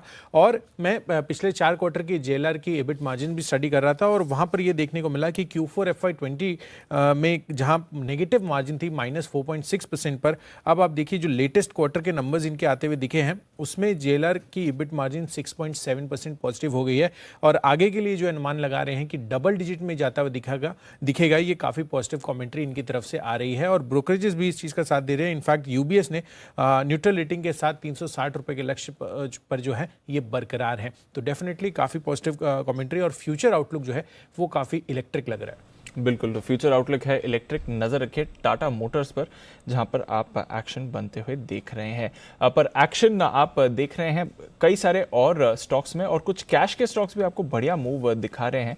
आज सुबह सुमित जी और सचिन जी ने मिलकर 2 जोड़ी वाले स्टॉक्स दिए थे। HEG पर देखिए 11% का उछाल आपको आते हुए दिख रहा है, जो सचिन जी ने एक स्पेशल पिक की तरह दिया था। और उसके बाद सुमित जी ने बात करी थी ग्राफाइट इंडिया का, जहां पर भी आप 6-7% की तेजी देख रहे हैं। तो इन दोनों स्टॉक्स जो आपको सुबह रिकमेंड किए गए थे बढ़िया मूव्स आती हुई दिख रही हैं। सुमित जी बताएं ग्राफाइट इंडिया क्या करना चाहिए अब? बिल्कुल दीपांशु, बहुत बढ़िया मूव सुबह से देखने को मिल रहा है। ऑलमोस्ट डेज हाई पे ग्राफाइट अभी ट्रेड कर रहा है। 464-65 का हाई लगा और अभी 462-63 के आसपास ट्रेड कर रहा है, यानी डेज हाई के पास ही ट्रेड है। 464-65 का हाई निकलने के बाद 470 रुपए 480 रुपए तक का मूव ग्रेफाइट के अंदर देखने को मिल सकता है। जिन्होंने भी बाई किया है ट्रेलिंग स्टॉप लॉस का यूज करें, कॉस्ट के पास स्टॉप लॉस लगाए और होल्ड करें। आज का हाई ब्रेक होता है उसके बाद और मोमेंटम बढ़ेगा, 470-480 के लेवल फिर ग्रेफाइट में देखने को मिल सकता है। ओके, तो ये है आपके लिए ग्राफाइट इंडिया पर राय। HEG ग्राफाइट दोनों आज सुबह के शो में क्लोजिंग कॉल सी सचिन जी और सुमित जी की तरफ से और दोनों ही बढ़िया मूव दिखा रही हैं। पर सर जो आज 4 PSU बैंक्स के बारे में हम बात कर रहे थे सुबह, 3 में 20% का अपर सर्किट लग गया है। सिर्फ सेंट्रल बैंक बाकी है जो 18% ऊपर है, तो ऑलमोस्ट सर्किट पर सेंट्रल बैंक भी पहुंच रहा है। But bank of Maharashtra, IOB, bank of India, तीनों पर अगर आप नजर डालेंगे तो 20% का सर्किट इस समय लगा हुआ है। तो दमदार एक्शन इन चारों बैंक्स में आ रहा है। पता नहीं एक्चुअली इनके प्राइवेटाइजेशन को लेकर आगे क्या मूवमेंट आता है, बट ये एक स्पेस है जहां पर आप बढ़िया मूव इस समय देख रहे हैं। एक और स्टॉक PNB हाउसिंग, जो अभी हम हाउसिंग फाइनेंस कंपनीज की बात कर रहे थे, PNB हाउसिंग में एक बड़ी मूव आती हुई दिख रही है और बाकी हाउसिंग फाइनेंस कंपनीज के मुकाबले सबसे बड़ी मूव यहीं पर आई है। कुणाल जी, PNB हाउसिंग का चार्ट देखें, 400 के ऊपर ऑलमोस्ट 10% की तेजी आज, और एक्शन देखते हैं इसमें।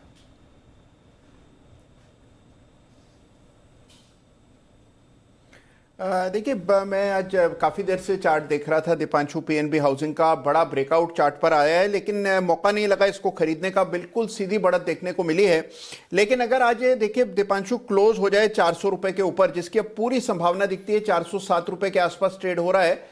अगर ये 400 के ऊपर आज बंद हो जाता है तो इसमें फिर एक वीकली ब्रेकआउट भी चार्ट पर देखने को मिलेगा और फिर आपको बहुत संभावना है कि इसमें 430 435 तक का एक रैली देखने को मिलेगी कल भी। तो मेरी राय में 400 के ऊपर क्लोज आए तो इसमें BTST ट्रेड बनाना चाहिए। ओके, तो ये है आपके लिए PNB हाउसिंग। आज सुबह सुबह ये खरीदारी करने की राय 10 की कमाई में हिमांशु जी ने भी दी थी और टारगेट उनके 415 और 475 के थे, जो 415 के शॉर्ट टर्म टारगेट तो आई गए। सचिन जी के भी टारगेट थे, वो स्टॉक के बड़े तगड़े आए। HEG भी आज सुबह उन्होंने रिकमेंड किया था और 12% ऊपर है। तो जो लोग SPL मिड कैप स्टॉक्स को जरा बोरिंग समझते हैं, उन्हें लगता है इसमें क्या मजा ही नहीं है, तो सुमित जी ने भी साथ में ग्रेफाइट बोला था, ग्रेफाइट भी भागा है और देखिए HEG भी भागा है, दोनों भागे। तो SPL मिड कैप स्टॉक्स में L फॉर लॉन्ग है, P फॉर पोजिशनल, तो S फॉर शॉर्ट टर्म भी है जी। जरा उधर भी फोकस करें तो देखिए क्या कमाल होता है। आज का देखिए क्या भागा है, 10 की कमाई में भी देख लीजिए आप क्या गजब का मुंह आया है PNB हाउसिंग में आपके लिए। तो ये स्टॉक्स हैं कमाल करते हुए। आइए हमारे साथ एनोक वेंचर्स के चोपड़ा साहब भी हमारे साथ कार्यक्रम में शामिल हो रहे हैं। विजय चोपड़ा साहब, सर नमस्कार, स्वागत है आपका। सबसे पहले तो ये बताएं सर कि ये जो आज हाउसिंग फाइनेंस कंपनियों में फिर से एक्शन बड़ा लौटता हुआ दिख रहा है, क्या कोई मौका आपको नजर आता है खरीदारी करने का? अनिल जी नमस्कार। नमस्कार मुझे लगता है कि पूरा का पूरा जो हाउसिंग सेक्टर है उसमें एक रिवाइवल है, और ये रियल एस्टेट के रिवाइवल के बारे में हम कुछ महीनों से बात कर भी रहे हैं। और मुझे लगता है संभवतः यहाँ से आने वाले 2-3 सालों तक तेज़ी बरकरार रहेगी। अगर आप देखें दिल्ली में अभी जो सर्कल रेट्स हैं उसको कम किया गया, और मुंबई में भी स्टैम्प ड्यूटी कम करी गई, दिल्ली में भी बात की जा रही है। तो जो बड़े मार्केट्स हैं रियल एस्टेट के, तो वहाँ पर कुछ एक्शन जरूर दिख रहा है। तो जाहिर बात है जुड़ा हुआ जो सेक्टर है उसमें भी रिएक्शन देखने को मिलेगा। PNB housing would still be my best pick, जो आप ऑलरेडी आज कवर कर चुके हैं। उसके अलावा मुझे लगता है कि जो एलआईसी हाउसिंग है वो भी बहुत अच्छा है, और एलआईसी हाउसिंग, कैनफिन होम, इन स्टॉक्स में भी अच्छी तेजी देखने को मिलनी चाहिए। तो पीएनबी हाउसिंग फिर भी मेरी जो बेस्ट पिक है। मुझे लगता है यहाँ से 30 से 40% तक की तेजी भी पीएनबी हाउसिंग में देखी जा पाएगी। तो इसको लिया जा सकता है कैश में, और इवन फ्यूचर्स में भी ले सकते हैं, और एक आध रोल ओवर भी करना पड़े तो करिए, इसमें अच्छा मुनाफा मिलना चाहिए। ओके, तो कॉन्फिडेंस आ रहा है हाउसिंग फाइनेंस स्पेस पर, नज़र रखिए, और अच्छे मुनाफे के लिए यहाँ पर आप खरीदारी करके जा सकते हैं। पीएनबी हाउसिंग अब 12% ऊपर ये आते हुए दिख रहा है, तो दमदार एक्शन इस काउंटर पर है। डेज हाई पर ट्रेड कर रहा है, 415 के टारगेट के करीब आपको आते हुए दिखेगा। एमएनएम फाइनेंस में अच्छी मूव आई है। इंडिया बुल्स हाउसिंग अब 3% ऊपर आपको दिख रहा है। तो इस पूरे स्पेस में आप दमदार तेजी बनते हुए देख रहे हैं। एक स्टॉक हैवेल्स, जहां पर हम सुबह से ही बढ़िया एक्शन देख रहे हैं, और वागले साहब ने सुबह भी ये रिकमेंड किया था। वागले साहब, गेंस होल्ड कर रहा है हैवेल्स, क्लोजिंग के लिए कौन से लेवल्स इंपॉर्टेंट होते हैं? अगर किसी ने पोजीशन ली हुई है, क्या करें सर? दीपांशु, किसी ने पोजीशन ली हुई है तो होल्ड करे। मुझे 1230 तक के लेवल दिखाई देते हैं, लेकिन हमारा जो मॉर्निंग का कॉल था उसका स्टॉप लॉस तो हिट हो गया है, तो वो तो गलत हो गया है। लेकिन फिर भी मुझे लगता है कि ये मोमेंटम कल इसमें आना चाहिए। 1230-35 के लेवल्स आनी चाहिए। कोई अभी बाय करता है 1190 का स्टॉप लॉस होना चाहिए। ओके, तो 1190 का आपको रखना है स्टॉप लॉस, और हैवेल्स पर करके चलें खरीदारी। हिंडाल्को, यहाँ पर हम सुबह से ही बढ़िया एक्शन देख रहे हैं, और हिंडाल्को में पहले मूव आई और फिर बाकी मेटल काउंटर्स में बड़ी मूव आती हुई दिखी। हिंडाल्को अभी भी 4% की गेंस होल्ड कर रहा है, और अगर जेपी मॉर्गन की बात माने तो यहाँ से तो और बड़े टारगेट्स इस काउंटर पर आपको आते हुए दिख सकते हैं। आशीष हमारे साथ हैं बताने के लिए हिंडाल्को पर जेपी मॉर्गन का क्या कहना है। आशीष बताएं। दीपांशु, जेपी मॉर्गन की आज बहुत बढ़िया रिपोर्ट आई हिंडाल्को पर, जहां पर इन्होंने ओवरवेट की रेटिंग दी और 335 का लक्ष्य दिया। लेकिन साथ में एक और बात कही कि जिस तरीके से कंपनी में एक रिवाइवल देखने को मिला है, ग्रोथ बढ़िया आई है, माना जा रहा है कि स्टॉक हो सकता है कि 500 के स्तर को भी छुए। और इसके लिए दो चीज़ें बहुत महत्वपूर्ण है। एक तो कंपनी को अपना रिटर्न ऑन इक्विटी सुधारना होगा, जो कि फिलहाल अगर आप 5 साल का औसत देखेंगे तो करीब 6% के आसपास है। यानी अगर कंपनी का कर्ज टोटल 80,000 करोड़ के आसपास है, कर्ज भी कम होता है, तो रिटर्न ऑन इक्विटी अपने आप जो है उसमें एक इम्प्रूवमेंट देखने को मिलेगा। साथ ही ग्लोबल ग्रोथ, ये एक रीरेटिंग के लिए बड़ा ट्रिगर होगा। और ये वैल्यूएशन के हिसाब से इन्होंने कहा है कि जो 500 रुपये का लक्ष्य है, ये FY24 EV EBITDA अगर आप देखें तो ऑलमोस्ट 6.6 टाइम्स पर है। यानी वैल्यूएशंस भी कुछ ज़्यादा डिमांड नहीं कर रहे हैं। और फिलहाल जिस तरीके का पूरा सिनेरियो बना हुआ है, कंपनी के फेवर में नज़र आ रहा है, क्योंकि सबसे पहले आप देखिए नतीजे तो काफ़ी बढ़िया देखने को मिले थे। अंतर्राष्ट्रीय बाज़ारों में मांग में, कीमतों में एक बढ़िया इजाफा देखने को मिला है। नोवेलिस के जो प्रदर्शन आंकड़े आए थे EBITDA प्रति टन, वो ऑलमोस्ट ऑल टाइम हाई पर चल रहे हैं। एलेरिस में भी अच्छा खासा प्रदर्शन देखने को मिला, जिसके चलते ऐसा माना जा रहा है कि स्टॉक हो सकता है आगे भी बढ़िया परफॉर्म करे। ओके, तो ये है हिंडाल्को में तेजी की वजह। हिंडाल्को पर ही एक राय चोपड़ा साहब से ली जाए। चोपड़ा साहब, हिंडाल्को या दूसरे मेटल स्टॉक्स कैसे देख रहे हैं आप? हिंडाल्को के बारे में मैं कुछ मेंशन करना चाहूंगा। अगर आप हिंडाल्को देखें तो हिंडाल्को अकेले में ना देखें, इसको आप नोवेलिस के साथ देखें, जो इसकी एक कंपनी है।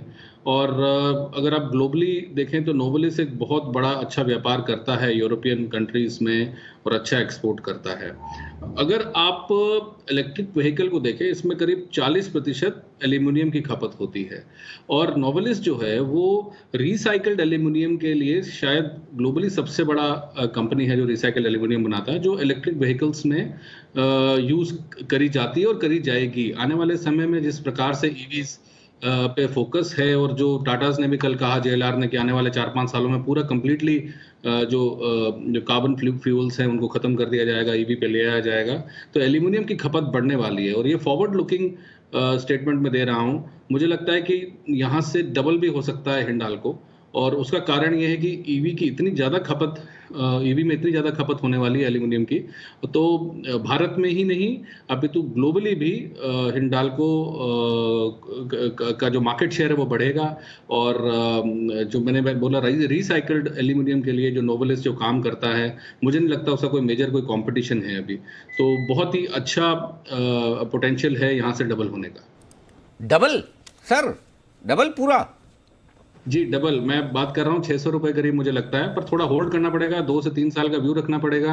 अनिल जी मुझे लगता है बहुत पोटेंशियल है। अगर पूरी दुनिया के व्हीकल्स 2030 तक फेज आउट होने वाले हैं और ईवी आने वाला है, जो काफ़ी कंट्रीज अनाउंस भी कर चुके हैं और हो सकता है भारत में भी हो, तो आने वाले समय में आप इमेजिन कर सकते हैं किस प्रकार की खपत होगी। और जो शीट है, जो मेटल शीट है जो व्हीकल्स को बनाने में काम आती है, गाड़ियों को बनाने में काम आती है, उसमें काफ़ी अच्छा काम करता है नोवेलिस और हिंडाल्को भी। तो और नो डाउट मैनेजमेंट भी बहुत शानदार है, मुझे नहीं लगता मैनेजमेंट की तरफ से भी कोई इशू आने वाला है या कॉर्पोरेट गवर्नेंस को इशू आने वाला है।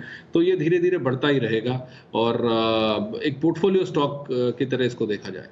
बिल्कुल, अगर हम बिलीव नहीं कर रहे हैं कि हिंडाल्को डबल हो जाएगा तो आप भी बिलीव नहीं करेंगे। इस बार थैंक्स गिविंग डे के दिन हो सकता है डबल होने के बाद कुमार मंगलम बिरला जी की तरफ से आपको थैंक यू का नोट आता हुआ दिखे।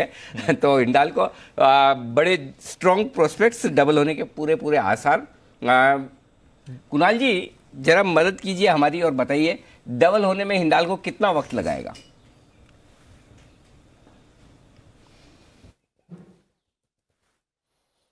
अनिल जी देखिए, डबल होने में कितना वक्त लगाएगा, अनिल जी देखिए ये तो मुझे नहीं पता अनिल जी, क्योंकि समय बताना बहुत मुश्किल काम है। लेकिन अनिल जी जो चोपड़ा साहब कह रहे हैं मैं सहमत हूं अनिल जी, सुनकर जरूर थोड़ा आश्चर्य होता है कि ये डबल हो सकता है क्या, मेन लाइन स्टॉक है। लेकिन अनिल जी मुझे लगता है कि मेटल्स एक साइकिल में चलते हैं और हिंडाल्को की साइकिल अनिल जी बिल्कुल पॉजिटिव है। मुझे लगता है कि इस पर काफी बड़ा अपसाइड बनेगा। और अगर आप चार्ट पर देखें तो मुझे लगता है कि ये स्टॉक 450 तक के लेवल्स तो चार्ट पर बड़ी आसानी से दिखते हैं। 425 500 के लेवल्स आ जाएं कोई बड़ी बात नहीं। वो एक आपके होता है ना वो फिबोनाची, उसमें नहीं दिखता टाइम, पता चल मुझे किसी ने बताया था ऐसे चार्ट में फिबोनाची में पता चल जाता है कि कब क्या होगा, ऐसा भविष्य देखने वाले चार्ट। उसके लिए एक टाइम सीरीज एनालिसिस, जी हाँ अनिल जी, एक टाइम सीरीज एनालिसिस है हमारे टेक्निकल्स में जिसकी मदद से हम लोग एक अप्रोक्सीमेट टाइम बता सकते हैं। लेकिन अनिल जी बहुत ज्यादा उस पर विश्वास नहीं करना चाहिए, इसलिए मैं समय पर अनिल जी, समय तो देखिए अनिल जी अगर बढ़ेगा तो समय रहते लेवल्स आ ही जाएंगे अनिल जी। चलो बढ़िया है, डबल होना चाहिए। टाइम भले कम ज़्यादा लगाए कोई फर्क नहीं पड़ता, लेकिन इतनी मजबूत चार्ट्स हो और इतने मजबूत फंडामेंटल्स हो तो स्टॉक के लिए आगे बढ़ना तय है। ये आपके लिए बिल्कुल साफ साफ नजर आ रहा है। आइए बढ़ते हैं आगे और अब वक्त है एक और बिगुल का, और बिगुल है नितिन जी के लिए निफ्टी के निशानेबाज नितिन मुरार का।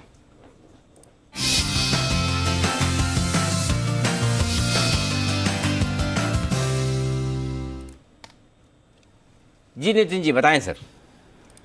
अनिल जी यहाँ पे ट्रेड बैंक निफ्टी में है। निफ्टी की कॉल ऑलरेडी हम लोगों ने ले ली है। बैंक निफ्टी में हम बुल कॉल स्प्रेड बनाएंगे इस लेवल पे, क्योंकि 37,000 के ऊपर सस्टेन कर रही है और यहाँ पे 37,000 की कॉल ऑप्शन खरीदनी है आपको जो इन द मनी है, और इसके अगेंस्ट 37,300 की कॉल ऑप्शन बेच देनी है।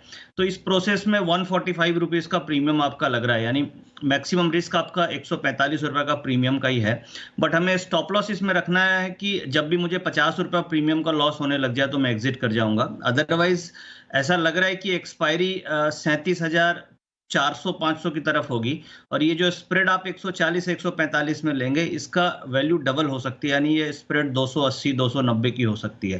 तो ये बुल कॉल स्प्रेड है, 37,000 की कॉल ऑप्शन खरीदनी है और 37,300 की कॉल ऑप्शन बेचनी है। इसमें मार्जिन डिप्लॉयड भी 20-1,000 रुपए के आसपास आएगा, तो ये बुल कॉल स्प्रेड क्रिएट कर सकते हैं। चलिए बढ़िया, कम मार्जिन में ये काम हो जाएगा और आपके लिए एकदम सेफ स्ट्रेटेजी। करना क्या है, 37,000 रुपये का वाला एक कॉल ऑप्शन खरीदिए इन द मनी वाला। 37,075-80 पर इस वक्त बैंक निफ्टी चल रहा है स्पॉट लेवल पर, तो 37,000 वाला कॉल ऑप्शन खरीद लीजिए और सामने 37,300 का एक बेच दीजिए।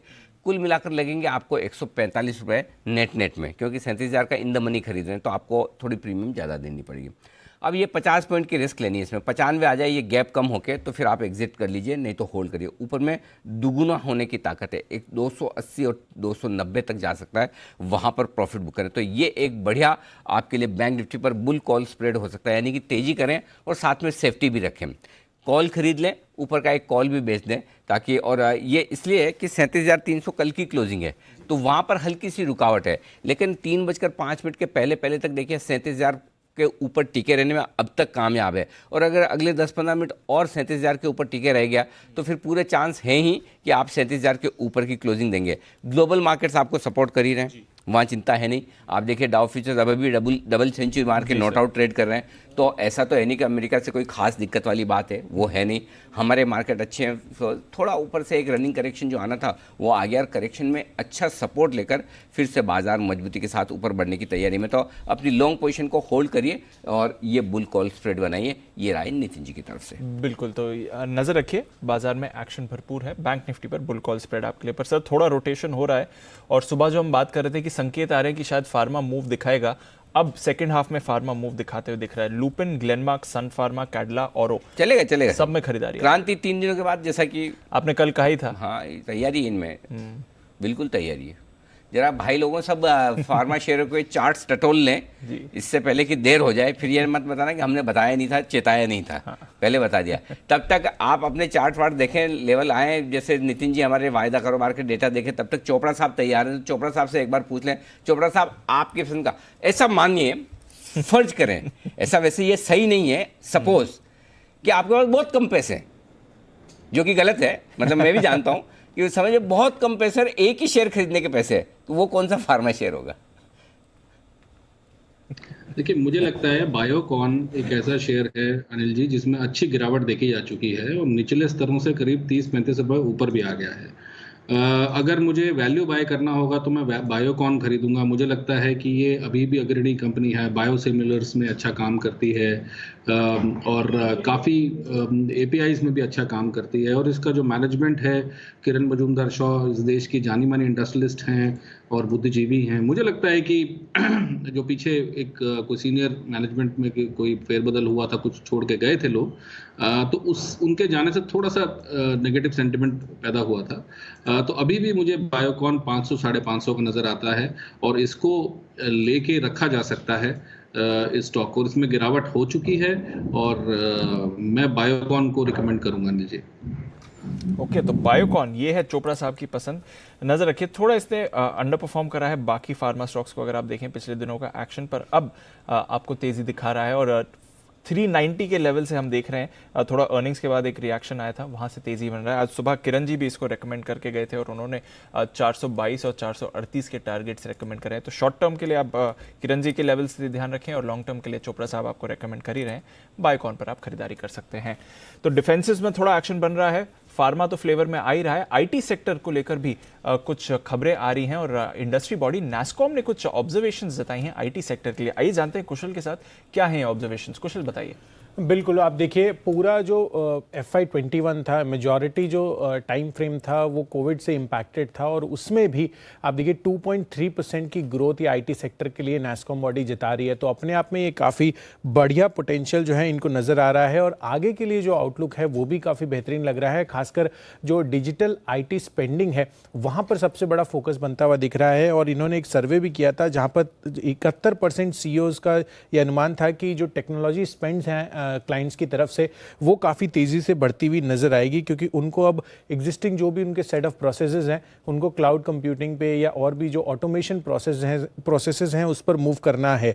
और साथ ही $1500 करोड़ की इनकी मजबूत डील पाइपलाइन है। तो यहाँ से भी पॉजिटिविटी के संकेत आ रहे हैं। आगे के लिए कैश फ्लोज जो हैं वो सिक्योर्ड नज़र आ रहे हैं। और FY21 में अगर आप बात करें तो कॉन्टिनेंटल यूरोप और एशिया पैसिफिक, इन दो रीजन्स में सबसे ज़्यादा ग्रोथ जो है वो दिखती हुई नज़र आई है। और सेक्टर वाइज BFSI और हेल्थ केयर ने बढ़िया परफॉर्म किया है। इनफैक्ट H2 FY20 यानी कि FY20 के सेकेंड हाफ के मुकाबले जो H1 FY21 है वहाँ पर सबसे बेहतरीन क्लाउड एडॉप्शन देखने को मिला है। करीब 80% ज़्यादा बढ़त वहाँ रही है। और FY21 में इंडस्ट्री ने ऑलमोस्ट 1.4 लाख जो एम्प्लॉयज़ हैं वो नए फ्रेश हायर किए हैं। तो इस सिनेरियो में भी इतनी बड़ी हायरिंग IT स्पेस से होती हुई दिख रही है, तो यानी कि आगे की आउटलुक और पाइपलाइन वो काफ़ी मजबूत नैस्कॉम को अभी भी लग रही है। ओके, तो नैसकॉम को लग रहा है कि आगे जाकर और अच्छी परफॉर्मेंस आ सकती है। इस स्पेस से नज़र रखनी पड़ेगी आईटी पैक पर।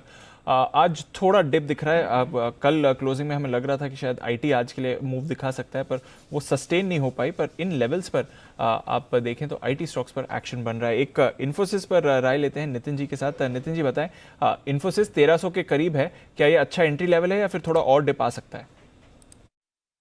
देखिए, आईटी में इस एक्सपायरी के रोलओवर से डेटा बहुत स्ट्रांग नहीं है, इसलिए आईटी में इन्फोसिस को अवॉइड करना चाहिए। थोड़ा डिप और आ सकता है क्योंकि जो रोलओवर्स के डेटा है वहाँ पे थोड़ी वीकनेस या लो स्ट्रेंथ लेवल दिखी है।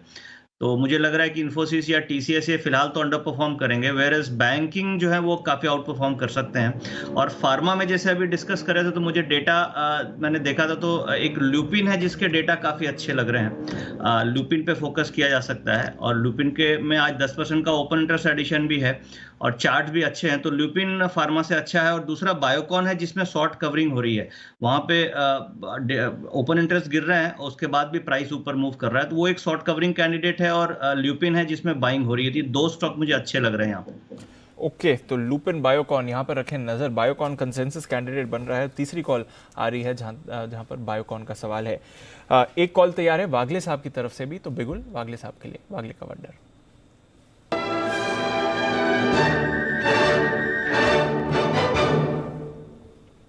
बताएं सर। दीपांशु, मेरे लिए लुपिन में एक बड़ा वाला ब्रेकआउट है। मेरा BTST लुपिन ही होगा, इसको कैरी करे। कल का टारगेट 1110 1115 का होना चाहिए और पोजीशनली मुझे लगता है ये 1160 तक जाना चाहिए, मतलब 2 से 3 दिन या 1 से 2 दिन। इसमें एक बड़ी मूव की शुरुआत है और आपका स्टॉप लॉस 1084 लगभग 14 रुपए नीचे होना चाहिए। और मेरा डिस्क्लोजर है कि ये मेरे पर्सनल पोर्टफोलियो में, लॉन्ग टर्म पोर्टफोलियो में है। ओके, तो 1125 के टारगेट्स के लिए खरीदारी करें लुपिन पर। और वागले साहब के पोर्टफोलियो में भी है। सन फार्मा भी वागले साहब को पसंद है, औरोबिंदो फार्मा भी है वागले साहब पोर्टफोलियो में अभी भी। अनिल जी, औरो फार्मा नहीं है अभी। ओ, सन और लुपिन है। सन और लुपिन है। ओके, चलिए, सन और लुपिन वागले साहब को पसंद है पोर्टफोलियो में। वागले साहब वही मिठाई खाते जो उनकी दुकान में बनती है नहीं तो बहुत सारे हलवाई हमने देखे जो पास वाली दुकान से मंगवा कर खाते हैं। इससे कन्विक्शन और आ जाता है। हाँ, एग्जैक्टली। खुद के लॉन्ग टर्म पोर्टफोलियो में, ट्रेडिंग पोर्टफोलियो में नहीं। तो वागले साहब का ये डिस्क्लोजर ध्यान में रखें। लुपिन खरीदे 1080 के स्टॉप लॉस के साथ, 1110 1115 के छोटे टारगेट, 1160 के बड़े टारगेट। फार्मा शेयर में क्रांति के संकेत आ रहे हैं। कुणाल जी, राकेश जी से भी पूछूंगा, लेकिन उससे पहले उनके लिए एक बार चार्ट कॉर्नर का बिगुल।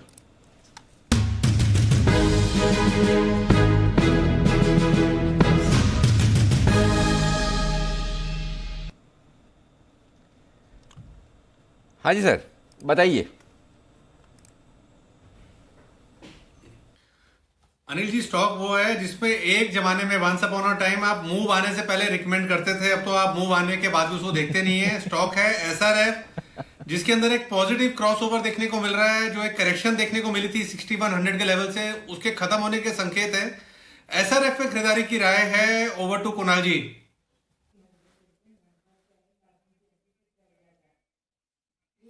अनिल जी, देखिए, अभी पिछले आधे घंटे में जिस तरह की लगातार बाइंग हमने SRF में होते हुए देखी, इंट्राडे चार्ट्स पर एक बड़ा जबरदस्त ब्रेकआउट आता हुआ दिख रहा है। और क्लोज के समय ये जो ब्रेकआउट हो रहा है, इसका मतलब ये है कि स्टॉक में आपको एक रैली देखने को मिलेगी। तो SRF को बाय करके चलें। 5750 पर स्टॉप लॉस रख लें। 5750 का स्टॉप लॉस है। पहला टारगेट 5975 का, 5975 का, और दूसरा टारगेट 6050 का है। तो 6050 तक जाता हुआ दिख रहा है SRF, बाय करके चलें। SRF गजब। और थोड़ी देर पहले जो आप बात करते हैं आईबुल फिर से बड़े मूव देने की तैयारी में 228 230 दिन का हाई बनाया है, तो फिर से कुछ बड़े एक्शन की तैयारी इंडियाबुल्स हाउसिंग फाइनेंस में होती हुई दिख रही है। क्या करेक्शन पूरा करके फिर से दौड़ लगाने को तैयार है? जरा सुमित जी चार्ट देखिए आईबुल हाउसिंग फाइनेंस के और बताइए। देखिए नीचे हाउसिंग फाइनेंस स्टॉक्स में सब में एक एक करके मोमेंटम देखने को मिल रहा है, तो आईबुल के अंदर भी मूव आ रहा है। लेकिन स्टॉक का जो मेजर मूव देखने को मिलेगा वो स्टॉक के अंदर ऊपर में 235 का लेवल टूटता है उसके बाद ही आएगा। जब तक ये 235 का लेवल ऊपर में टूटता नहीं है तब तक इसकी रेंज पकड़ के चले, 235 ऊपर में और 215 नीचे में। ये इसी रेंज में चलेगा जब तक ये ऊपर का रेंज ब्रेकआउट नहीं आता। 235 का रेंज ब्रेकआउट देखने को मिलता है तो उसके बाद एक स्ट्रॉन्ग अपमूव आईबुल हाउसिंग के अंदर देखने को मिल सकता है। ओके, तो IBull housing, Indiabulls housing finance, यहाँ पर रखिए नज़र। मूव इस पर बढ़िया आपको आते हुए दिख रहा है। बैंक निफ्टी 37,100 के ऊपर है। 3 बजने में 5 मिनट में बस 2 मिनट ही बाकी हैं और रणजी ने कहा था अगर ये होल्ड करता है तो अच्छे ही संकेत हैं। होल्ड कर रहा है और निफ्टी भी पॉजिटिव टेरिटरी में ही है इस समय। टाटा कंज्यूमर, इस पर है अच्छी मूव।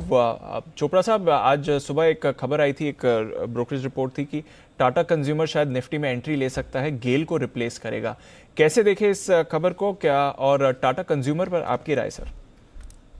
देखिए, कुछ टाटा शेयर्स हैं और हमने इस पर्टिकुलर रैली में तो देखा कि टाटा ग्रुप अनडाउटेडली एक अनक्राउंड किंग रहा है। पूरा का पूरा ग्रुप, अगर हम किसी भी शेयर को देखें, टाटा स्टील हो, टाटा मोटर्स हो, टाटा केमिकल्स हो, टाटा कंज्यूमर हो, टीसीएस हो, 1400 के तलहटी से ये ऊपर की तरफ दौड़ा और मुझे लगता है टाटा ग्रुप शेयर्स ने बहुत ही अच्छा रिस्पॉन्ड किया है। ओवरऑल ग्रुप पर डेट कम हो रहा है, रिस्ट्रक्चरिंग चल रही है और जो चंद्रशेखरन साहब हैं, मुझे काफ़ी कॉन्फिडेंस है उनकी कैपेबिलिटी पे और मुझे लगता है कि आने वाले 5 साल टाटा ग्रुप के लिए बहुत ही अच्छे होंगे और बिल्कुल रीडिफाइन हो जाएगा टाटा ग्रुप कम्प्लीटली।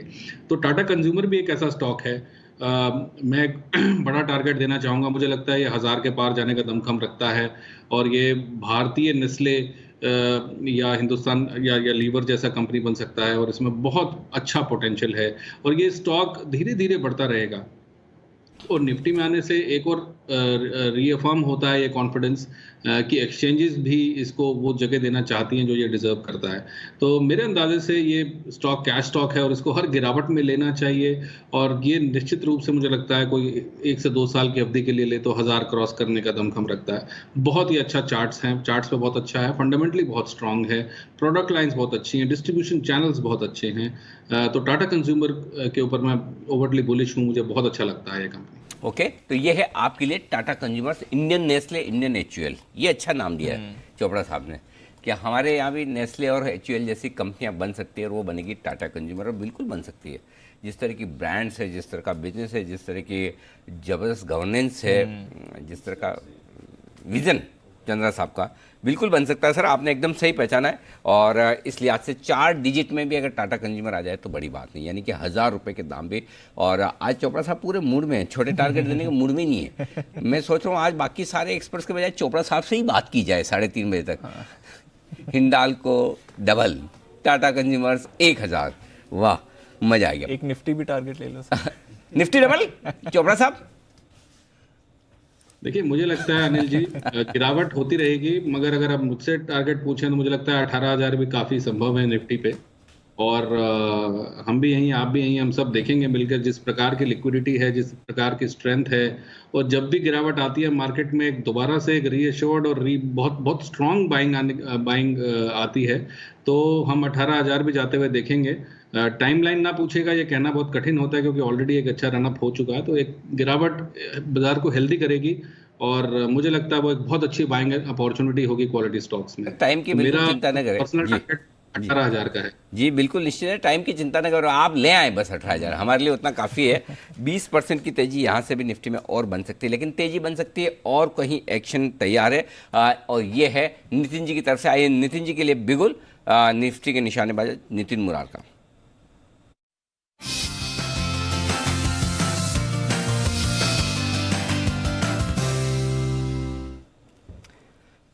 बताएं नितिन जी। देखिए जी, ये जो ट्रेड है ये बैंक निफ्टी का ट्रेड और केवल 15-20 मिनट का ट्रेड होगा अभी से। और ये ट्रेड में हम क्या करेंगे, 37,100 की कॉल ऑप्शन मुझे मिल रही है 340 पे।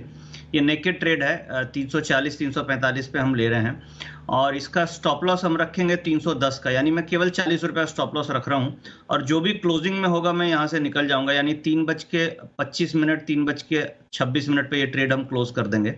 और 37,100 का कॉल ऑप्शन ले रहे हैं, केवल 15 मिनट का ट्रेड है। स्टॉप लॉस हमें 310 का रखना है, 30-35 रुपये का रिस्क पे ट्रेड करना है। एकदम सपोर्ट पे हो सकता है क्लोजिंग में थोड़ा बैंक निफ्टी में बाउंस मिले और 37,200 की तरफ बैंक निफ्टी क्लोज हो सकती है फ्यूचर, तो उसको देखते हुए ट्रेड कर रहे हैं 15 मिनट के। तो इसका टारगेट क्या रखना है जी अनिल जी? टारगेट जो भी क्लोजिंग में हो हम निकल जाएंगे। वैसे अगर 380-385 मिल जाए तो 40 से 50 रुपए अगर मुझे मिलता है तो हम बुक कर लेंगे। अदरवाइज जो स्टॉप लॉस है वो करीब आपकी बाइंग प्राइस से 40 रुपए नीचे होना चाहिए। 340-45 के आसपास हमारा एंट्री लेवल है। ओके, बड़ा इंटरेस्टिंग दिख रहा है मूव। 3:05 तक का जो हम टारगेट थे, 3:05 पर वापस 37,000 पर आ गया घूम फिर के। यही खूबसूरती, यही खासियत है कि जो आखिरी आधे घंटे का मूव होता है वो भी बड़ा इंटरेस्टिंग होता है। इसलिए मैं जानबूझ के बार बार 3 बजे और 3:05 तक का कहता हूँ कि उस लेवल तक मेंटेन होना चाहिए। और उसका रीजन भी बताता हूँ, आखिरी आधे घंटे में जो एवरेज ट्रेडिंग प्राइस है वो आपकी क्लोजिंग प्राइस निकल कर आती है। तो आखिरी आधे घंटे, अब यहाँ से लेकर क्लोजिंग तक का जो मूव बनता है वो बहुत इंटरेस्टिंग होगा और वो मूव ऊपर की तरफ बनना चाहिए, क्योंकि आप एकदम सही लेवल पर हैं जहाँ से रुककर वापस ऊपर आ सकते हैं। जैसा अभी नितिन जी कह रहे हैं, 37,000 के आसपास बैंक निफ्टी है और 15,300 के आसपास निफ्टी है। और अगर अगले कुछ मिनटों में आप इन लेवल्स को होल्ड करते हैं तो फिर हरे निशान में क्लोजिंग होने की पूरी संभावना आपकी निफ्टी की बनेगी और 37,000 के ऊपर संभावना आपकी बनेगी बैंक निफ्टी की। 37,000 के ऊपर किसी भी लेवल पर बंद है अच्छा ही माना जाएगा, चिंता न करें। भले ही 200-300 पॉइंट थोड़ा ऊपर नीचे हो भी जाए, फिर भी डरने घबराने की जरूरत नहीं, अच्छी मजबूती के साथ। तो थोड़ी देर इंतजार करें, देखते हैं कहां तक बाजार पहुंचते हैं। इस वक्त फिलहाल 37,100 का कॉल ऑप्शन खरीदने की राय नितिन जी की तरफ से आती हुई। बिल्कुल, तो नज़र रखिए, बैंक निफ्टी दोनों ही अपनी गेंस होल्ड कर रहे हैं और ढेरों स्टॉक्स हैं जहां पर एक्शन आ रहा है। मैक्स फाइनेंशियल यहां पर एक स्पाइक आते हुए दिखा है पिछले कुछ मिनटों में और एक मैक्स फाइनेंशियल पर चार्ट चेक लेते हैं बंसल जी के साथ। क्या चल रहा है बंसल जी? 850 के ऊपर मैक्स फाइनेंशियल, 4% की तेजी। दीपांशु, बेहतरीन टेक्निकल रुझान है और इस स्टॉक को मैंने और कुणाल जी ने 660-665 के अराउंड रिकमेंड किया था 10 की कमाई में। तो बेहतरीन दीपांशु टेक्निकल रुझान है, नॉन स्टॉप चल रहा है। तो जिन्होंने ले रखा है होल्ड करें। करेक्शन पे अगर कभी मार्केट की करेक्शन में 815-820 के प्राइस मिलते हैं तो वो अच्छे स्तर है निवेश करने के लिए। जिनके पास है होल्ड रखें। बिल्कुल, जिनके पास है होल्ड कर रखें। मैक्स फाइनेंशियल बढ़िया मूव आपको दिखा रहा है। कैश का ऑप्शन जय ठक्कर हमारे साथ जुड़ रहे हैं।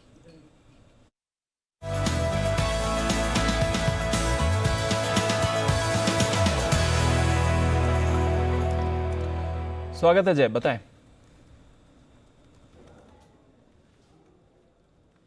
जी, गुड आफ्टरनून टू दीपांशु, मुझे ऐसा लग रहा है कि ये गिरावट में हमें एक बाइंग अपॉर्चुनिटी मिल रही है बैंक निफ्टी पे। सो बैंक निफ्टी का मैं 3700 के स्ट्राइक का कॉल ऑप्शन रेकमेंड करूंगा अभी, जो करीब अभी 434 से 435 की रेंज में मिल रहा है आपको। ये आप खरीदिए। एंड यहाँ पे स्टॉप लॉस बहुत ही छोटा सा स्टॉप लॉस बन रहा है दीपांशु। अगर आप देखें ऑन द लोअर साइड तो मैं कहूँगा 290 का एक आपका स्टॉप लॉस बनेगा। 25 का ही लॉट है, सो 290 का आपका एक स्टॉप लॉस बनेगा। फर्स्ट टारगेट ऊपर में जो बन रहा है that would be somewhere around 581 and second target बन रहा है 637, 581, 637। ये दो टारगेट्स के लिए आप बैंक निफ्टी खरीद कर चले 37,000 के स्ट्राइक का। मुझे ऐसा लग रहा है दीप, देखिए कि एक 3 wave corrective pattern early charts पर क्लियरली खत्म हुआ बैंक निफ्टी में। और जो लास्ट हमें मूव देखने मिला ये ब्रेकआउट आने के पहले, उसका एक्जैक्टली 50% रिट्रेसमेंट से हमें एक रिवर्सल देखने मिला है। ये बहुत ही इंपॉर्टेंट लेवल होता है और ऑलमोस्ट काइंड ऑफ मैं कहूँगा कि एक बुलिश एंगल पे पैटर्न फॉर्म हुआ है। एग्जैक्ट नहीं हुआ है बट ऑलमोस्ट ऐसा ही फॉर्म हुआ है। इनफैक्ट निफ्टी पे अगर आप देखें तो ऑलमोस्ट एक separating line candlestick pattern form हुआ है। तो ये जो दोनों ही कैंडलस्टिक पैटर्न फॉर्म हुई है अवधि चार्ट्स पर, वो एक बुलिश रिवर्सल कैंडलस्टिक पैटर्न है और अच्छे फिबोनाची रिट्रेसमेंट लेवल से हमें बैंक निफ्टी में रिवर्सल देखने मिला है। तो risk reward point of view मुझे ऐसा लग रहा है लॉन्ग साइड पर एक अच्छा ट्रेड बन रहा है। रिवर्सल कैंडलस्टिक पैटर्न, ये ना जय, मतलब तेजी होगी कुल मिला के, बराबर है। जी अनिल जी, बढ़िया, फर्स्ट क्लास। बस तो जय बुलिश है, नितिन जी बुलिश हैं बैंक निफ्टी पर और हमारे डेटा ये कह रहे हैं कि 37,000 के नीचे बंद नहीं होने चाहिए। आखिरी मिनटों में फिर से खरीदारी लौटती हुई दिख रही है। तो डेटा मजबूत है। एक करेक्शन जो सारा सार है जय के कहने का, जिस करेक्शन की जरूरत थी वो करेक्शन भी आ गया। रनिंग करेक्शन इंट्राडे में मिल गया और अब वापस आपके लिए तेजी से बैंक निफ्टी ऊपर जाने को तैयार है। तो आराम से अपनी तेजी की पोजीशन को होल्ड करें। फ्रेश तेजी की पोजीशन बनानी है तो भी बनाएं और अगर आपको थोड़ा डर लग रहा हो तो डाउ फ्यूचर्स भी देख लें। डाउ फ्यूचर्स 200 पॉइंट अभी भी ऊपर है। 188 पॉइंट लास्ट मैंने जब देखा था तब ऊपर नजर आए थे। अभी कितने 183-180 पॉइंट ऊपर है। तो कोई चिंता की बात नहीं, अमेरिका से मजबूत सेशन ही रहेगा तो फिर ठीक है, कहीं कोई दिक्कत वाली बात नहीं। अपनी तेजी की पोजीशन को बरकरार रखें। बिल्कुल, तो तेजी की पोजीशन को बरकरार रखें। बुलिश व्यू है बाजार पर और एक कॉल देने के लिए तैयार हैं सुमित जी बिगुल, सुमित के सुपरहिट।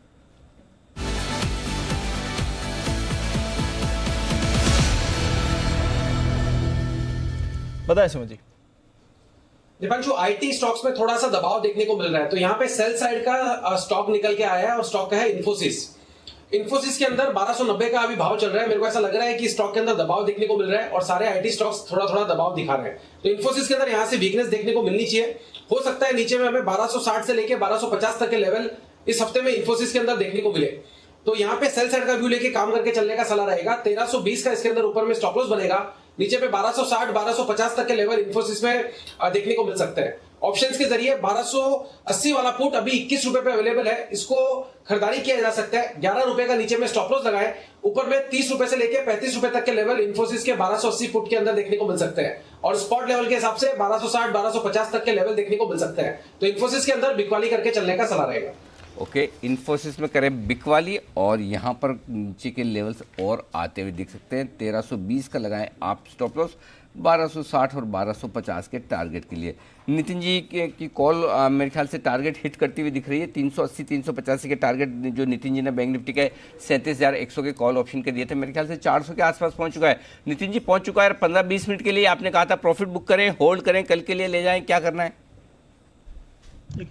नेकेड में हम प्रॉफिट बुक कर लेंगे क्योंकि हमने 345 के आसपास लिया था, अभी 395 है, 400 के आसपास गई थी, तो 15-20 मिनट का नेकेड ट्रेड था, प्रॉफिट बुक करेंगे। बट जो अनिल जी एक स्प्रेड दी थी मैंने कि हमें 37,000 की लेनी है और 37,300 की बेचनी है, उसको कैरी करेंगे क्योंकि उसमें रिस्क नहीं है। और खास बात यह है कि अभी हमने जो 50 पॉइंट यहाँ से कमा लिए हैं तो मेरा ऑलरेडी वहां पे रिस्क और कम हो गया, तो उसको हम लेके चलेंगे। मुझे लग रहा है कि गैप अप ओपनिंग होगी और फिर से हमें और प्रॉफिट मिलेगा। तो दूसरा जो स्प्रेड पोजीशन है वो कैरी करेंगे और नेकेड वाले में प्रॉफिट बुक कर लेंगे। तो बूंद बूंद से घड़ा भर रहे हो आप एकदम। ये जो 50 पॉइंट कमाए अभी अभी 15 मिनट में, ये बहुत काम आएंगे स्टॉप लॉस के लिहाज से, रिस्क लेने के लिहाज से, ऐसा नितिन जी का मानना है। ये इंटरेस्टिंग है, बढ़िया है। मतलब 15 मिनट में 50-75 पॉइंट का काम हो गया, आपका कंफर्ट आ जाता है, कुशन आ जाता है। ये मतलब गजब है। नितिन जी बिल्कुल प्रॉपर माइंडसेट समझकर वैसा आपको कॉल दे रहे हैं, तो ये बहुत ही बढ़िया रहा है। तो चलिए, बाकी आपने जो 37,000 का कॉल ऑप्शन खरीदा है, 37,300 का जो बेचा है, उससे होल्ड करिए, कोई चिंता की बात नहीं। आइए बैन से बेनिफिट देख लेते हैं। बैन में एंट्री एग्जिट का किसका प्लान है? आइए, आशीष हमारे साथ तैयार है।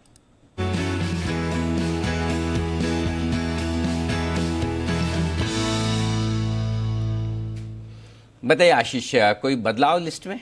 अनिल जी, नई एंट्री तो किसी की भी नहीं हो रही है, लेकिन कल एक बदलाव होने वाला था, नहीं होते होते रह गया। BHEL 80.5% पर जो है मार्केट वाइड पोजीशन लिमिट रुक गई, उसके बाद फिर घटी नहीं, तो बैन से बाहर निकला नहीं। लेकिन फिलहाल अगर आप देखें तो 79% आ गई है मार्केट वाइड पोजीशन लिमिट।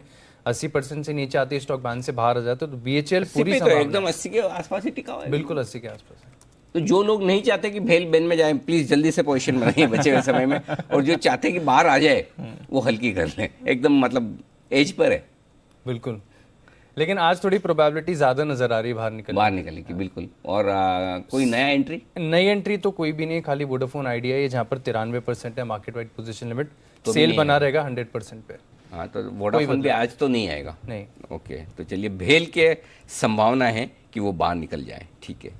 चलिए, इस बीच फिर से थोड़ी थोड़ी मजबूती और बनती हुई दिख रही है बाजार में, और अब 37,100 के ऊपर निफ्टी आता हुआ, बैंक निफ्टी आता हुआ, और 15,300 के ऊपर टिकता हुआ बैंक निफ्टी। तो जो अंदाज था दीप देख कर डेटा के हिसाब से क्लोजिंग ऊपर होनी चाहिए, उसकी लगभग अभी तक तो कम से कम वही ही संकेत आते दिख रहे हैं। बिल्कुल। और इस बीच सर ग्रासिम पर खबर आ रही थी, जो इन्होंने पेंट कारोबार शुरू करने के बारे में बताया था। अब 750 करोड़ रुपए का करार किया है, तमिलनाडु में इन्होंने करार किया है। तो जो वो पेंट यूनिट आने वाली थी उसके लिए एक बड़ा कदम ग्रासिम लेते हुए दिख रहे हैं। पेंट यूनिट के लिए तमिलनाडु में 750 करोड़ रुपए का करार करा है ग्रासिम ने। नजर रखिए इस काउंटर पर, हमने देखा है पिछले कुछ दिनों में दमदार तेजी ये काउंटर ऑलरेडी दिखा चुका है।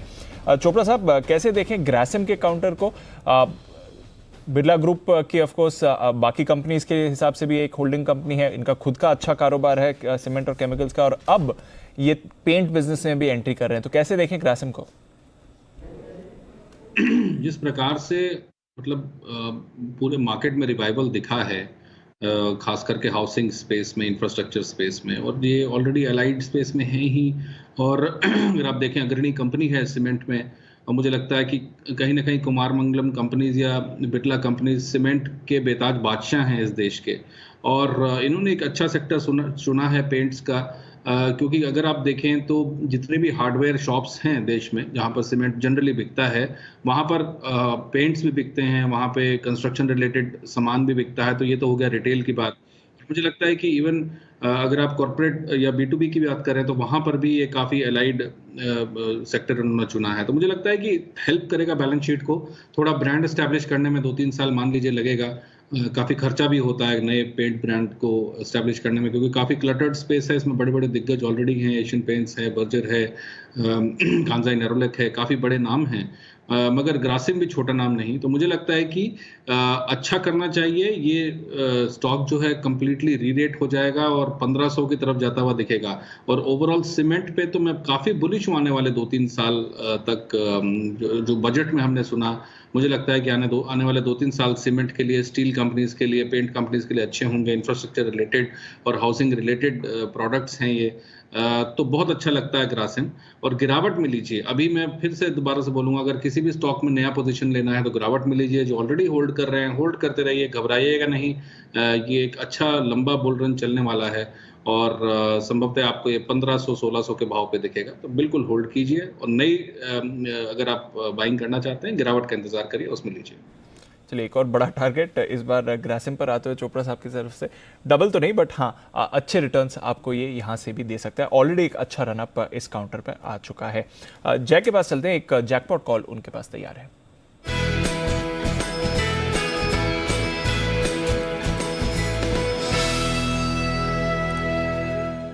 बताया जय। दीपांशु, आज के वॉलेटाइल मार्केट में एक बहुत ही क्लियर कट ब्रेकआउट है हेवल्स में। और हेवल्स मुझे ऐसा लग रहा है कि जो हिसाब से इसमें ओपन इंटरेस्ट भी अगर आप देखें तो 12+% का ओपन इंटरेस्ट इसमें एक बिल्डअप देखने मिल रहा है। और साथ ही साथ एक सिमेट्रिकल ट्रायंगल पैटर्न में से ब्रेकआउट है। तो इसका 1240 के स्ट्राइक का आप कॉल ऑप्शन खरीदे, लगभग 25-26 रुपये के आसपास आपको मिल रहा है, 25-26 के आसपास मिल रहा है। इसमें आपको स्टॉप लॉस लगाना होगा नीचे में 16 पे, 16 रुपये पे आप एक स्टॉप लॉस लगाए। पहला टारगेट बनेगा 37 का, सेकंड टारगेट बनेगा 43 का। ये दो टारगेट्स के लिए हेवल्स का 1240 के स्ट्राइक का कॉल ऑप्शन लेके चल सकते हैं।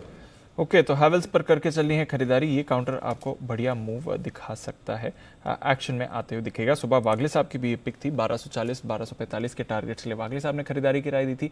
अब 1240 के कॉल ऑप्शन के जरिए आप ट्रेड कर सकते हैं। ये है आपके लिए जय की जैकपॉट कॉल। 3743 के टारगेट्स रहेंगे, स्टॉप लॉस 16, ट्रेड कर रहा है 25 रुपये के लेवल पर। आइए, आखिरी 10 मिनट बाकी हैं बाजार क्लोज होने में। अच्छी रिकवरी रही है निचले स्तरों पर निफ्टी और बैंक निफ्टी की। चलते हैं अनिल जी के पास फाइनल स्ट्रैटेजी के लिए।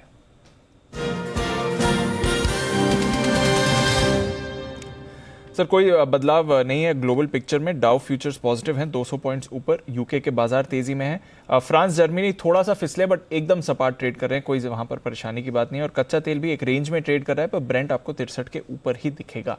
बताया सर, क्या करके जाए? तेजी मेंटेन करें, सिंपल। हाँ बिल्कुल, क्या डरना है दीप? ऐसा मतलब कोई समस्या है नहीं। सही लेवल पे एंट्री कीजिए, कोई डरने की बात नहीं है।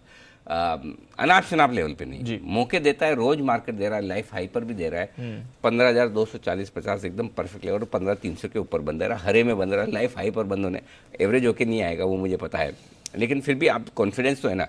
बैंक निफ्टी लो बात कर दो, ये लो आ गया ऊपर 37,200 की तरफ, जो अभी नितिन जी भी कह रहे थे कि 37,200 की तरफ बंद होना चाहिए, और हम भी लगा देखो आ गया 37,165 हो जाएगा। 37,200 देखते देखते बात करते करते, तो ये कमाल है। कोई मतलब मजबूती के ट्रेंड में छोटी मोटी चीजें ये चलेंगी। मतलब कौन सा वो डायलॉग था ना, दिल वाले दुल्हे ले जाएंगे में, वो मूवी में, बड़े बड़े देश में।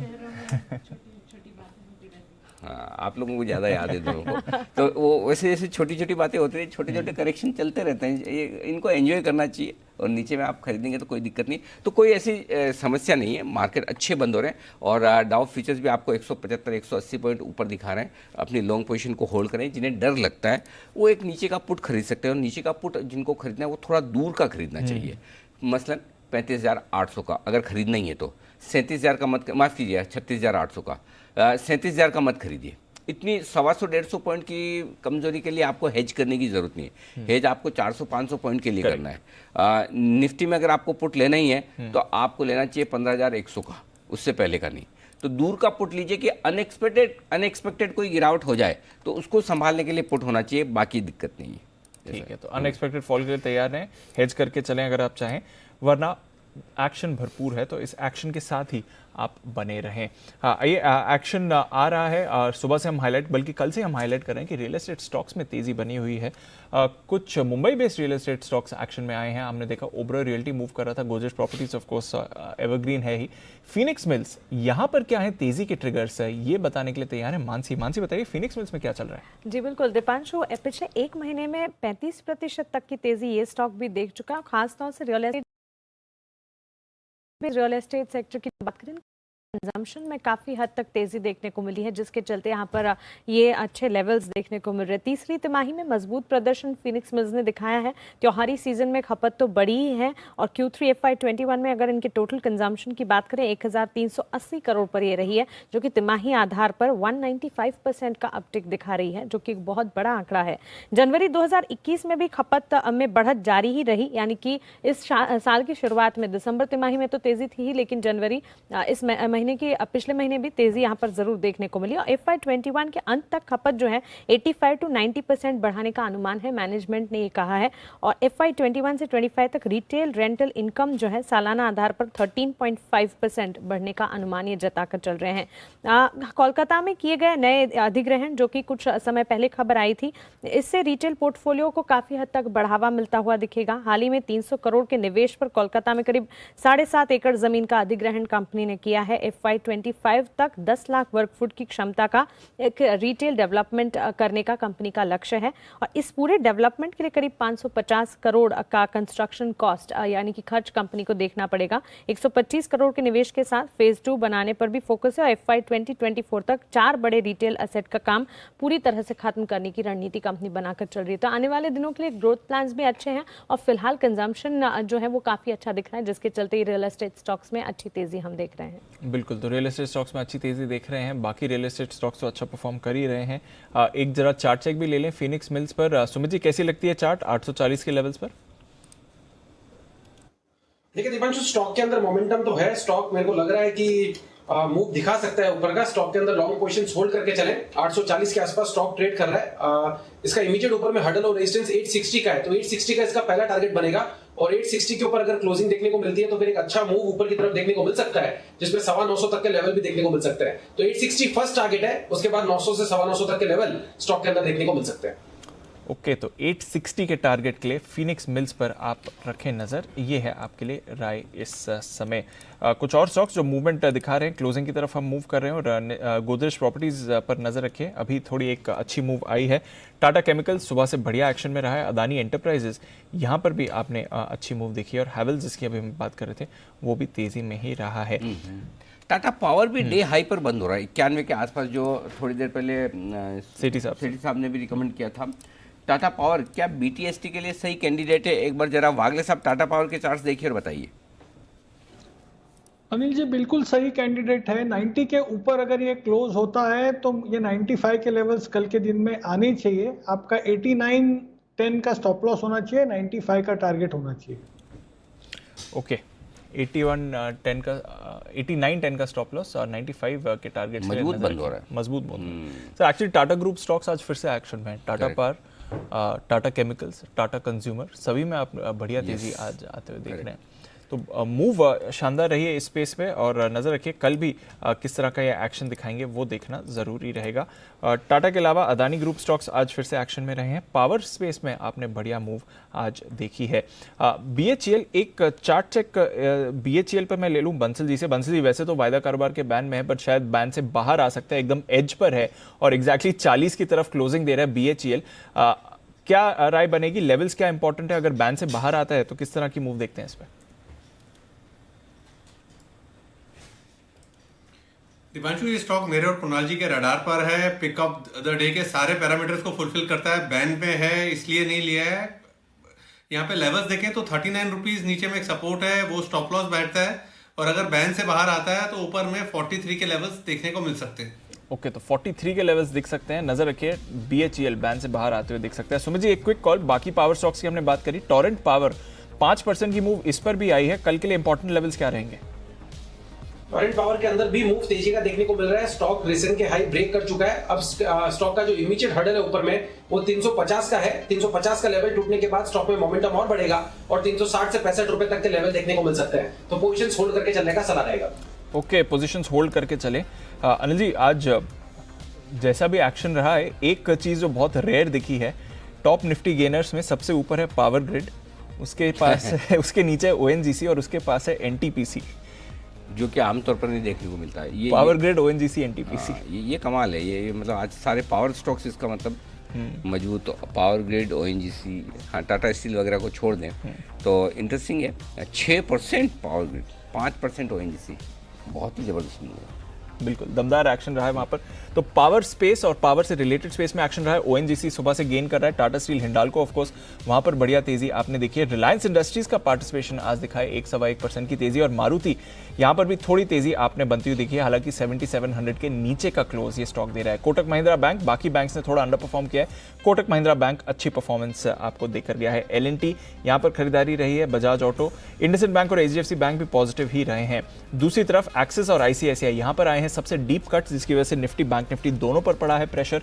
टाटा मोटर्स आज थोड़ा वीक था। इन्फोसिस में आई है गिरावट, नतीजों से पहले नेस्ले 1.5% नीचे था। एचयूएल में भी आपने कमजोरी देखी है। टाइटन यहां पर गिरावट आई है। विप्रो, डॉक्टर रेड्डीज और आईटीसी एकदम क्वाइट क्लोज होते हुए दिखा है। वायदा कारोबार की बात करें तो यहां पर भी ढेरों स्टॉक्स थे जो एक्शन में आपको आते हुए दिखे। सबसे ऊपर रहा जेएसपीएल, 7% की तेजी। उसके बाद आपने देखा टाटा पावर, हैवेल्स अच्छी खरीदारी, लुपिन, मैक्स फाइनेंशियल, बंधन bank, Vedanta, NALCO, NMDC, Glenmark, Adani enterprises और अपोलो हॉस्पिटल्स, जो कि एक वन वे रैली में है, 3200 के लेवल्स पर क्लोजिंग आपको दे रहा है। पर आया है बड़ा ब्रेकडाउन। इन्फो एज में 7% की गिरावट, यहां पर आपने भारी बिकवाली का प्रेशर देखा है। वोडाफोन आइडिया 12 के नीचे क्लोज हो रहा है। गोदरेज कंज्यूमर पर प्रेशर है। सीमेंस, पेज इंडस्ट्रीज, अमर राजा, श्रीराम ट्रांसपोर्ट फाइनेंस, कुछ ट्रेडर फेवरेट स्टॉक्स जहां पर आपने आज हल्की सी मुनाफा वसूली देखी है। बट ऑल इन ऑल एक और अच्छा दिन रहा। थोड़ी वॉलेटिलिटी आज बाजार में ज्यादा दिखी है। एकदम फ्लैट क्लोज की तरफ आप जा रहे हैं निफ्टी, सेंसेक्स और लगभग 150 पॉइंट नीचे निफ्टी बैंक, पर निचले स्तरों से अच्छी रिकवरी के बाद आप एक फ्लैट क्लोजिंग बाजार पर आते हुए देख रहे हैं। तो एक्शन पैक दिन रहा सर, थोड़ी फ्लैट क्लोजिंग बुरी नहीं है।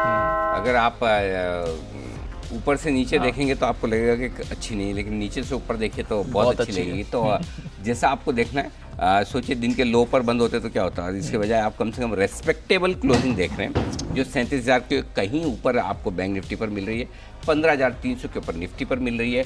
हल्के लाल निशान में बंद होंगे तो क्या दिक्कत है, और 52,000 के ऊपर सेंसेक्स बंद होने को तैयार है। तो क्लोजिंग अच्छी, थोड़ी देर में आपके लिए फाइनल क्लोजिंग के फिगर्स दोनों लेवल से सर जो आपने कहा था कि इसके ऊपर ही होगी क्लोजिंग। बिल्कुल, डेटा का कमाल है दीप, वो डेटा बता रहे हैं कि आपको कहाँ क्लोज होना है, तो आखिरी घंटे में यही फायदा होता है। और इसलिए मैं 3 बजे वाला फॉर्मूला भी इसलिए इस्तेमाल करता हूँ ताकि आपको एवरेज क्लोजिंग के लिहाज से आपको क्लियर कट डायरेक्शन मिल जाए।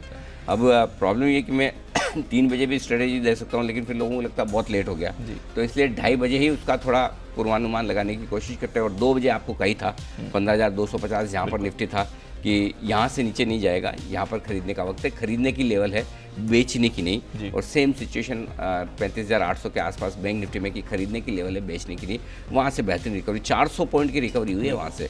400 पॉइंट बैंक निफ्टी रिकवर होना कम नहीं है। निफ्टी 125 पॉइंट रिकवर होना कम नहीं है। आइए आज शाम का क्या है आयोजन बता दिया जाए आपको। हर रोज शाम को हम 5 बजे इस हफ्ते का विशेष आयोजन है, जीएसटी पर हम पूरा आपके लिए डिस्कशन कर रहे हैं, और कंप्लायंस को लेकर जो कुछ परेशानियां कारोबारियों को होती दिख रही है उसके लिए जीबीसी आपके लिए आवाज़ उठा रहा है। देश में टैक्स पर टैक्स का जाल खत्म करने के लिए जीएसटी लाया गया है, और जीएसटी लाने का मकसद था कि कंप्लायंस की दिक्कतें घटे। लेकिन जीएसटी से काफ़ी हद तक ये लक्ष्य हासिल भी हुआ, लेकिन कई सारी अभी भी तकलीफें हैं जो जीएसटी की वजह से बनी हुई है। या हम चाहते हैं सरकार कारोबारियों की इन तकलीफों को समझे और जीएसटी काउंसिल में इसका हल निकाले। हम सोमवार से शुक्रवार तक हर रोज़ शाम 5 बजे इसी पर चर्चा कर रहे हैं। आज की जो चर्चा का विशेष आयोजन है वो है ब्लॉकेज ऑफ क्रेडिट पर, यानी कि अगर आपको कोई क्रेडिट मिलनी है लेकिन वो क्रेडिट ब्लॉक हो जाती है, और इसके चलते हुए जो कारोबारियों को पैसा मिलना चाहिए, क्रेडिट मिलना चाहिए, वो नहीं मिलता, उनकी वर्किंग कैपिटल जाम हो जाती है। इसका ये दिक्कत क्या है और इसका समाधान कैसे निकले, इस पर हम बातचीत करने के लिए हमारे साथ होंगे जीएसटी एक्सपर्ट अभिषेक रस्तोगी। और आप भी अपनी राय और अपने सलाह सवाल जो भी आपके विचार है हमें इस पर लिखकर भेज सकते हैं। #GST मेक इट ईजी, ये हमारा हैशटैग। कम करो जीएसटी का जंजाल। आज से लेकर शुक्रवार तक ये विशेष आयोजन आप हर रोज शाम 5 बजे देखिए। इसके अलावा स्पैम कॉल्स, आजकल सभी इससे परेशान हैं और कोई भी वक्त बेवक्त किसी भी नंबर से आपको फ़ोन आ जाता है और ये हाल तब है जिसमें आपने डीएनडी करवा रखा है। एक रिपोर्ट ये बताती है कि औसतन एक आदमी को रोजाना 25 स्पैम कॉल्स आते हैं, लेकिन परेशान होने की बारी अब आपकी नहीं, इन कंपनियों की है जो आपको कॉल्स या मैसेज करके परेशान करते हैं, क्योंकि सरकार इन पर लगाम लगाने के लिए एक नोडल एजेंसी बनाने जा रही है।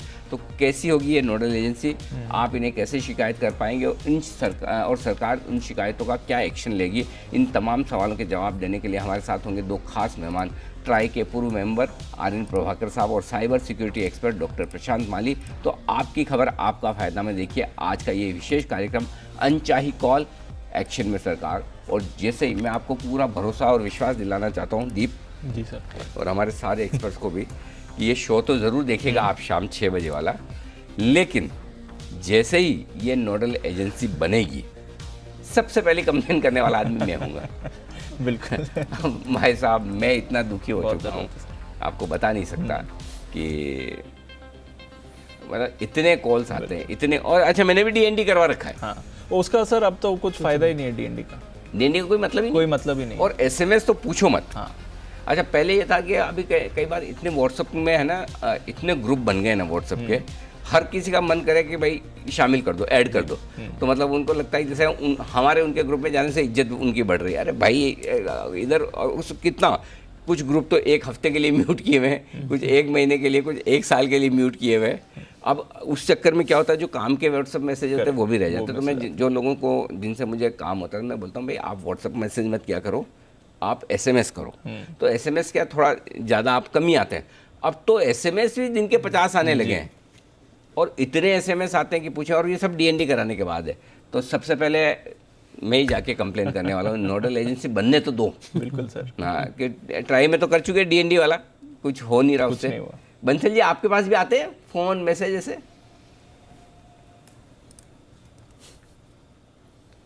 देखिए अनिल जी, वोडाफोन का नेटवर्क रखे ना मैसेज आएगा ना कॉल आएगी अनिल जी। कोई बात नहीं, चिंता मत करो, मैं भी आपका सच्चा दोस्त हूँ। मेरे पास भी आपसे बदले लेने के सारे तरीके हैं। और अब जब भी कोई मेरे पास ऐसा फ़ोन आएगा कि होम लोन ले लो, ये लोन ले लो, ये वो, मैं बोलूँगा मेरे ये मित्र हैं, इन्हें बहुत सख्त ज़रूरत है, ये ढूंढ ही रहते, मुझे पूछ ही रहते किससे लूँ, और बंसल जी का नंबर मैं दे दूँगा। बंसल जी चिंता मत करें, नहीं आ रहे तो आपके पास जरूर पहुँचेंगे। अच्छा, सुमित जी कुछ कह रहे हैं। जी सुमित जी बताइए। अनिल जी एकदम सही बोल रहे हैं, अभी बहुत ज्यादा परेशानी है। मैंने खुद ने मेरा नंबर डीएनडी करवा रखा है, एजेंसीज ऑपरेटर एजेंसीज को ईमेल डाला हुआ है, उसके बावजूद दिन में काम के कॉल से ज्यादा ये फालतू के कॉल्स आते हैं, एसएमएस आते हैं। और उनको जब हम बोलते हैं कि हमारा नंबर डीएनडी में है, तो ऊपर से जवाब ये और आता है कि अगर आपका नंबर डीएनडी में होता तो हम आपको कॉल ही नहीं करते। तो ये बहुत बड़ी परेशानी वाली बात है। गजब,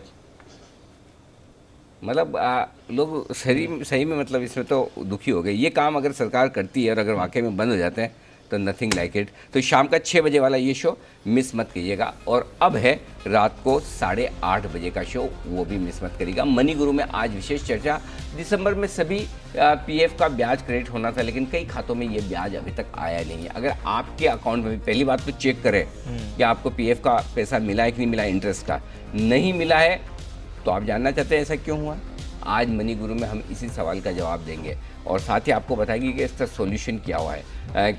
अगर आपके अकाउंट में पीएफ का ब्याज नहीं आया तो आपको क्या करना है, इसकी शिकायत कहाँ करनी है, कैसे करनी है, इन तमाम सवालों के जवाब आज आपको मिलेंगे रात 8:26 पर।